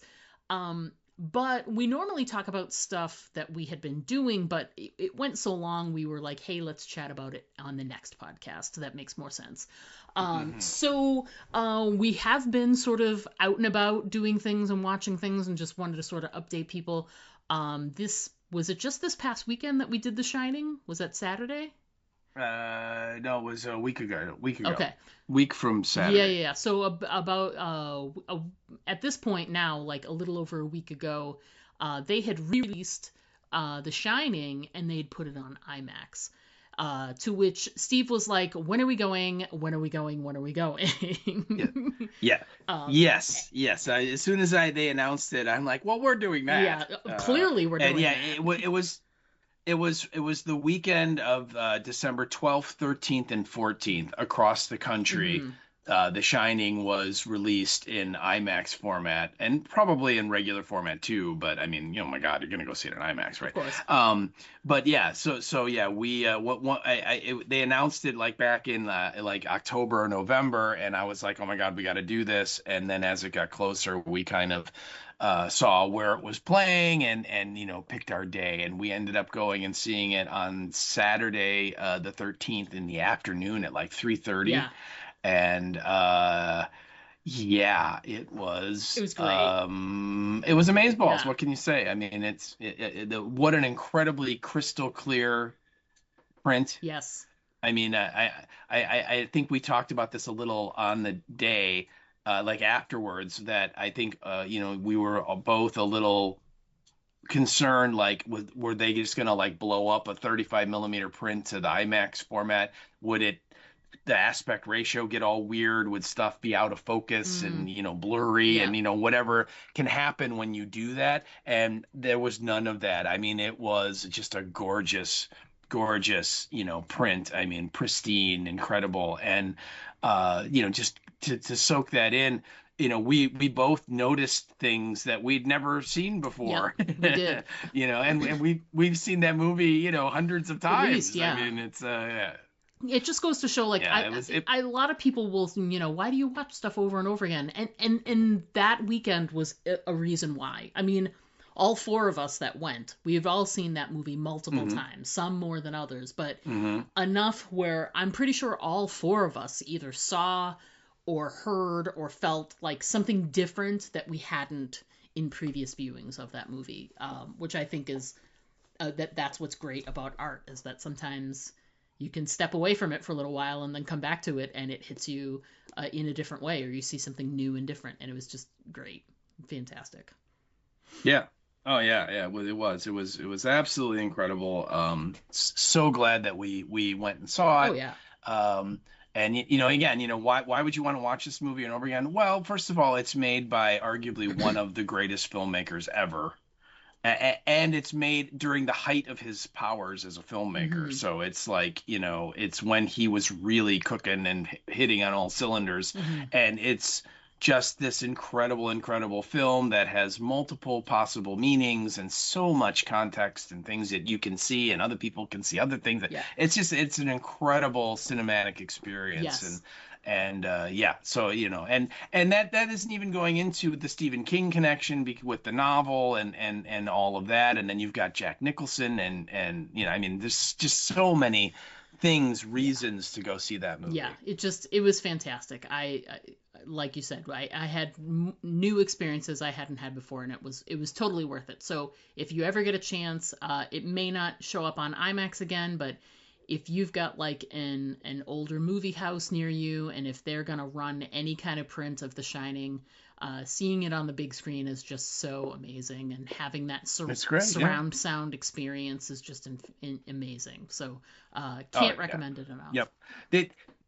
The only negative thing I have at all about it is that I was definitely disappointed that they didn't have like the Shining popcorn buckets and cups and stuff for us to buy, because I was really hoping to get like a popcorn bucket with the orange carpet design on it or something. I mean, that would have been cool. It would have been. But they did all they had was like Zootopia 2 stuff there when we were there. So yeah, no shade to that movie, but it's not no shade to that. It's no Shining, that's for sure. So that was a great time. There was also the weekend, 2 weekends before, or the weekend before Thanksgiving was Days of the Dead here in Chicago. And then the weekend after Thanksgiving was also the Chicago TARDIS, which you attended both of those conventions. I didn't make it to Days of the Dead due to illness, but you guys were there and you had a ball. So how was that for you? It was a really great show. It was the 40th anniversary of Return of the Living Dead, and so there was a massive cast reunion there, which was great. The only thing that was kind of a bummer was that at the last minute, Linnea Quigley, who plays Trash, she canceled. She had like her daughter was sick or something, and so she couldn't make it, which was unfortunate. Because she's a lovely person and wonderful and amazing with the fans, and so it's disappointing to not get a chance to have her part of that group. But it was great. You had Freddie and Chuck and Spider and Casey and Tina, and then the guy Alan Troutman, who's the guy who plays the Tarman Ghoul, were all there, and so that was really cool. And then there was a bunch of other people there. There was some Nightmare on Elm Street people there. There was a Scary Movie reunion with 3 of the actors from the original Scary Movie, which was really fun. They had a lot of fun stuff to say, particularly because the Wayans brothers are making a new Scary Movie that they may or may not be involved with. They really couldn't say, which usually when actors can't say, it means they are, but we'll have to wait and see. But anyway, so that was exciting, and they were very funny together. So that was cool. And it was a really, really fun show. There was a couple Friday the 13th people there that I got to see, including a guy who played Jason in part 2, which is the potato sack Jason. And for people who are fans of that genre, of that franchise, there's a kind of an iconic scene in part 2 where Jason is approaching one of his victims, and the camera is like going over his shoulder, and he's advancing towards this girl, and he's holding the butcher knife, and you see his thumb, and his thumb has this big bruise under the thumbnail. And it's just, trust me, if you're a fan of Friday the 13th, you're like, yep, I know that shot, because it's very, you notice the thumb bruise. It's there. That was that guy. And he told the story as to how he got that bruise, which was really cool. So I'm not going to spoil it, but trust me, if you see him, he will tell you, and it's really cool. So, but anyway, yeah, it was a really fun show.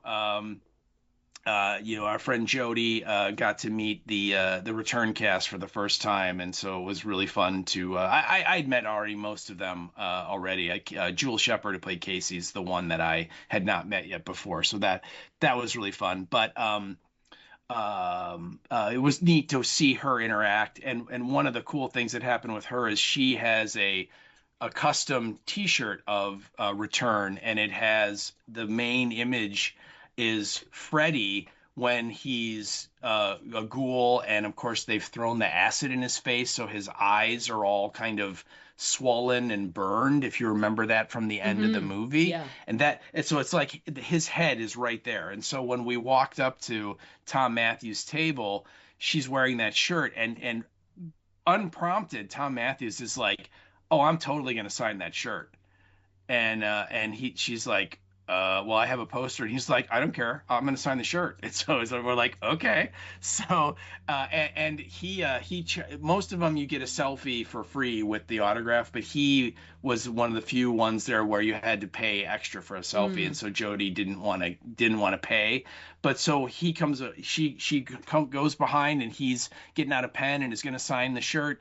And I look at his handler, who is this gal who's sitting there, and I go, this is like a photograph moment, right? And she's like, oh yeah. And so I took all these pictures of my friend Jody with Tom Matthews signing, right below his signature there. And it was a very cool kind of a convention moment, that it just weird things happen to our friend Jody, that these kind of crazy things. And it's just another thing.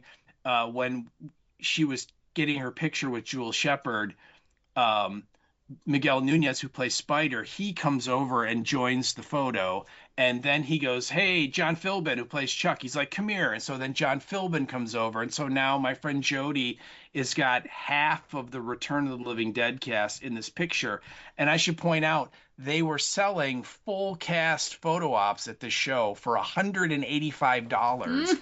And she got 3 of them for free. Yeah, I know. It's a great story. It was crazy.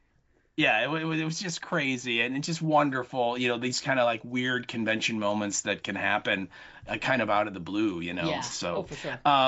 the other crazy thing that happened to me on that show, real quick, is that across the street at the Donald E. Stevens Convention Center, there was a sports memorabilia show.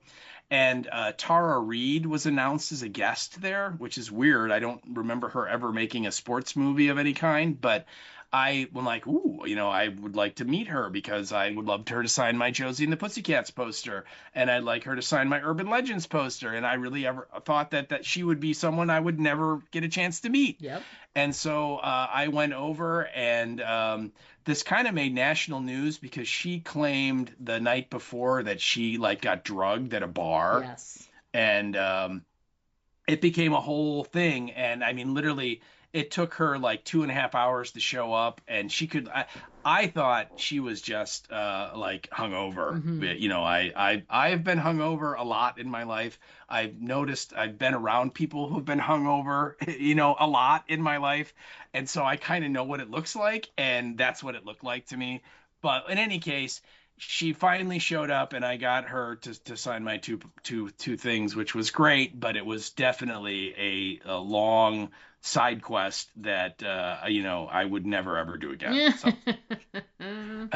But that was Days of the Dead, and then Chicago TARDIS, which is always Thanksgiving weekend. The cool thing there was Christopher Eccleston showed up, and we got to meet him. And Christopher Eccleston played the Doctor when the show came back in 2005. He was the initial actor to play the Doctor in Doctor Who, and he. Horror people will know him. He was the Major in 28 Days Later. Yeah. So he's the guy in charge of all the British soldiers in the mansion Mm-hmm. at the end, Yes. right? Where they want the girls and all that stuff. Yeah. So that was kind of his big claim to fame. He also he was in the latest season of True Detective with Jodie Foster. Yes, he was. That's right. So he's been in a bunch of stuff. He was in Gone in 60 Seconds with Nick Cage and Angelina Jolie. Yes. And again, you can look him up. You can IMDb him. He's worked a ton. He's made a ton of movies. And again, really fun guy. He had a lot of great stuff to say. It was really neat to see him. He was kind of the premier actor. Other than that, it was just a bunch of actors who are very small parts on Doctor Who. Either they play the monsters or maybe they're in an episode or two, not like major characters. But Chicago TARDIS is always a fun show because it's a quiet show that's not 10,000 people. It's more like 600 people. Right. So very easy to walk around, very easy. The lines are short for people, and on top of it, it's a very well run show, and the people that are there, working the show are very friendly and helpful, and so always a good time. So That's good. So yeah, so that was kind of the end of the year convention recap for me. Now the next thing we're looking forward to is either C2E2 or I think Days of the Dead is first. Yeah, in March. It might be, yeah. And the thing, and then this is going to interest you to no end, is that 2026 will be the 40th anniversary of Aliens. I know. And they haven't made it official, but they've already announced some of the guests, and there are, I think, 3 Aliens cast members that they've announced, and I'm sure that it's going to grow, and hopefully we'll get Newt to show up, and a bunch of the Marines and all that. Maybe even Lance Henriksen will show up as Bishop. Who knows? But It'd be great. yeah. So anyway, that's kind of the next show coming up, and that's not till March. Yeah. So we definitely have a little recharge time, and definitely time to grow another kidney so I can sell it. Yes. So refill that bank account. Yes. The other major thing that sort of happened in the last couple of weeks is obviously right around Thanksgiving, or right the day before Thanksgiving, or on Thanksgiving, the first volume of the final season of Stranger Things dropped, which was 3 episodes. 4 episodes, Four. I'm sorry, 4 episodes. Then the next volume is in another 48 hours. Again, it'll be on Christmas Day. So actually, I'm sorry, 72 hours. And that's another 3 episodes, and then on New Year's Eve is the finale. So I hope everybody is keeping up on this. We have decided we're going to wait until we're finished covering Fallout to cover Stranger Things, which I think is best because as soon as I started watching the episodes, I'm like, oh, thank God. Because you have to kind of watch them a couple of times to really let everything sort of absorb. And the very first time you're watching them, you're not even thinking about, oh my God, I have to talk about this. So it gives you an opportunity to sort of watch this series as a fan and really absorb it. And then when we're finished with our coverage with Fallout, you can sort of circle back and maybe rewatch the episodes along with us and give us your thoughts on that. So I loved it so far. I love the first 4 episodes, so I can't wait to chat about them with other people. Very, very excited for the next 3 coming out in a few more days. I can't wait to binge those. That's for sure. see what Vecna has up his clawy sleeve next. Yes, absolutely. It's going to be good. It's going to be good. Yeah, I did get a chance to watch them, so I am up to date, and I have some thoughts, and I like you. I want to really be able to watch each of them at least one more time. Yes. If not more than that, because there's so much in there and there's also so much, just unlike you, I did not rewatch the entire series. Yes.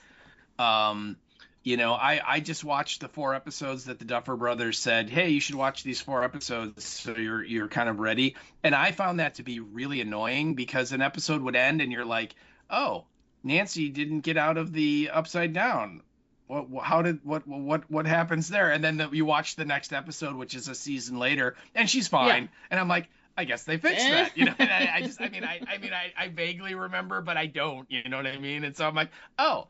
And so anyway, the most useful one I thought to watch was the Piggyback, which was the season finale from season 4. I'm like, that's the one they should have said you just watch. Yeah. But in any case, I watched those, and then I did watch the 4, and so yeah, I'm definitely gonna consume those, but I think, like you said, at a more leisurely pace, because we're not gonna be discussing them right away, and so there's no reason to burn them all. And unlike you, I will not be going to the movie theater to watch the season finale. I'm not going to do it either. It was too many hoops to jump through, because they're technically, if you look at it, they're free tickets, but you have to sign up for some other thing, and there's whatever. And I was like, I don't want hoops. I don't care. I'm just going to stay at home and watch it on my TV. You watch it on TV, it's fine. Yeah, that's what I think. Even though it's going to be feature length. Yeah. It's like 2 hours and 22 minutes or something like that. Yeah. But I agree. I'm just like, I'm good. Yeah. I don't have to. I will be just fine watching it on TV. Exactly. Yeah. And that's another thing about the whole, we're waiting to sort of cover it later. The other thing that sort of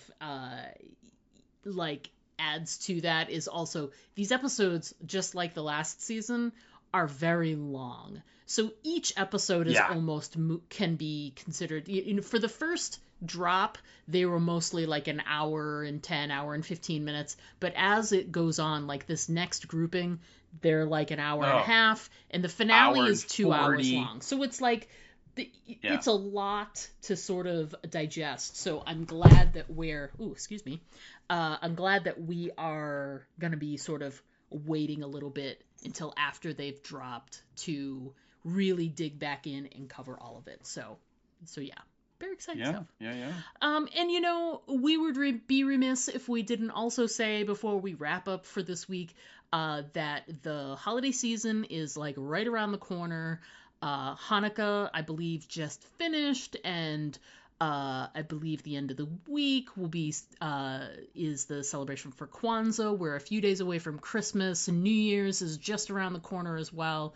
And we just want to let everybody know that I hope you have a relaxing time in however you are going to be celebrating or not celebrating. Maybe the holidays are hard for you. I don't know. But I hope you find some peace and are able to do whatever it is that you want to do around this holiday time. I think that'd be great. Yeah, absolutely. Yeah. Happy holidays to everybody. Yeah. Absolutely. Yeah. And you know, so much exciting stuff to look forward to in 2026, and I'm sure we'll talk about it a little bit more as we get closer to New Year's, so maybe next week. Yeah. But you know, the HBO just dropped like a trailer for like all their shows for next year, and one of them that is in there is Dune Prophecy season 2. Yeah. So that's exciting for us. And this just happened in my feed on socials today, and I didn't get a chance to ask you about it if you saw it too, but Netflix on my feed dropped a post that Three Body Problem is finished with like they're like just finishing up post or in the process of finishing up post. Now they didn't in the post, the message that they sent out, they did not specifically say when it's going to be on. They just said that it's coming. So we might even get Three Body Problem season 2, you know, maybe at the end of this year if we're lucky. Yeah. I think that would be pretty cool. Yeah. You know, we'll have to see. But I mean, we're gonna have Dead City season 3. We're gonna have Daryl Dixon season 3. We're gonna have obviously Stranger Things. We're gonna have Dune Prophecy, and you know, possibly Three Body Problem. Yeah. I mean, that's gonna be a lot of fun, exciting stuff to discuss for 2026. Agreed. So yeah, a lot of things. Good. It's gonna. Oh, I was just gonna say a lot of things do. to look forward to. Yeah, all I'm hoping for now is that, you know, schedule gods, please don't put all of them out at the same time. please. I mean, my God, be kind to us in this new year. Yeah. That would be great. Yes. So we look forward to chatting with you guys again next week. Again, happy holidays to everybody. We hope you are going to be enjoying our coverage of Fallout, and we hope to hear from you next week with some feedback. But until then, as always, I'm Diana. And I'm Steve. And don't forget to always aim for the head. Because those body shots, they just don't work. To send us an email, write us at aimfortheheadpodcast@gmail.com. And our Twitter handle is @AFTH Podcast. Pictures and video are always welcome at our Instagram account, Aim for the Head Podcast, all one word. But the best way to keep in touch with us is to just like our Facebook page to get all of our updates in your feed.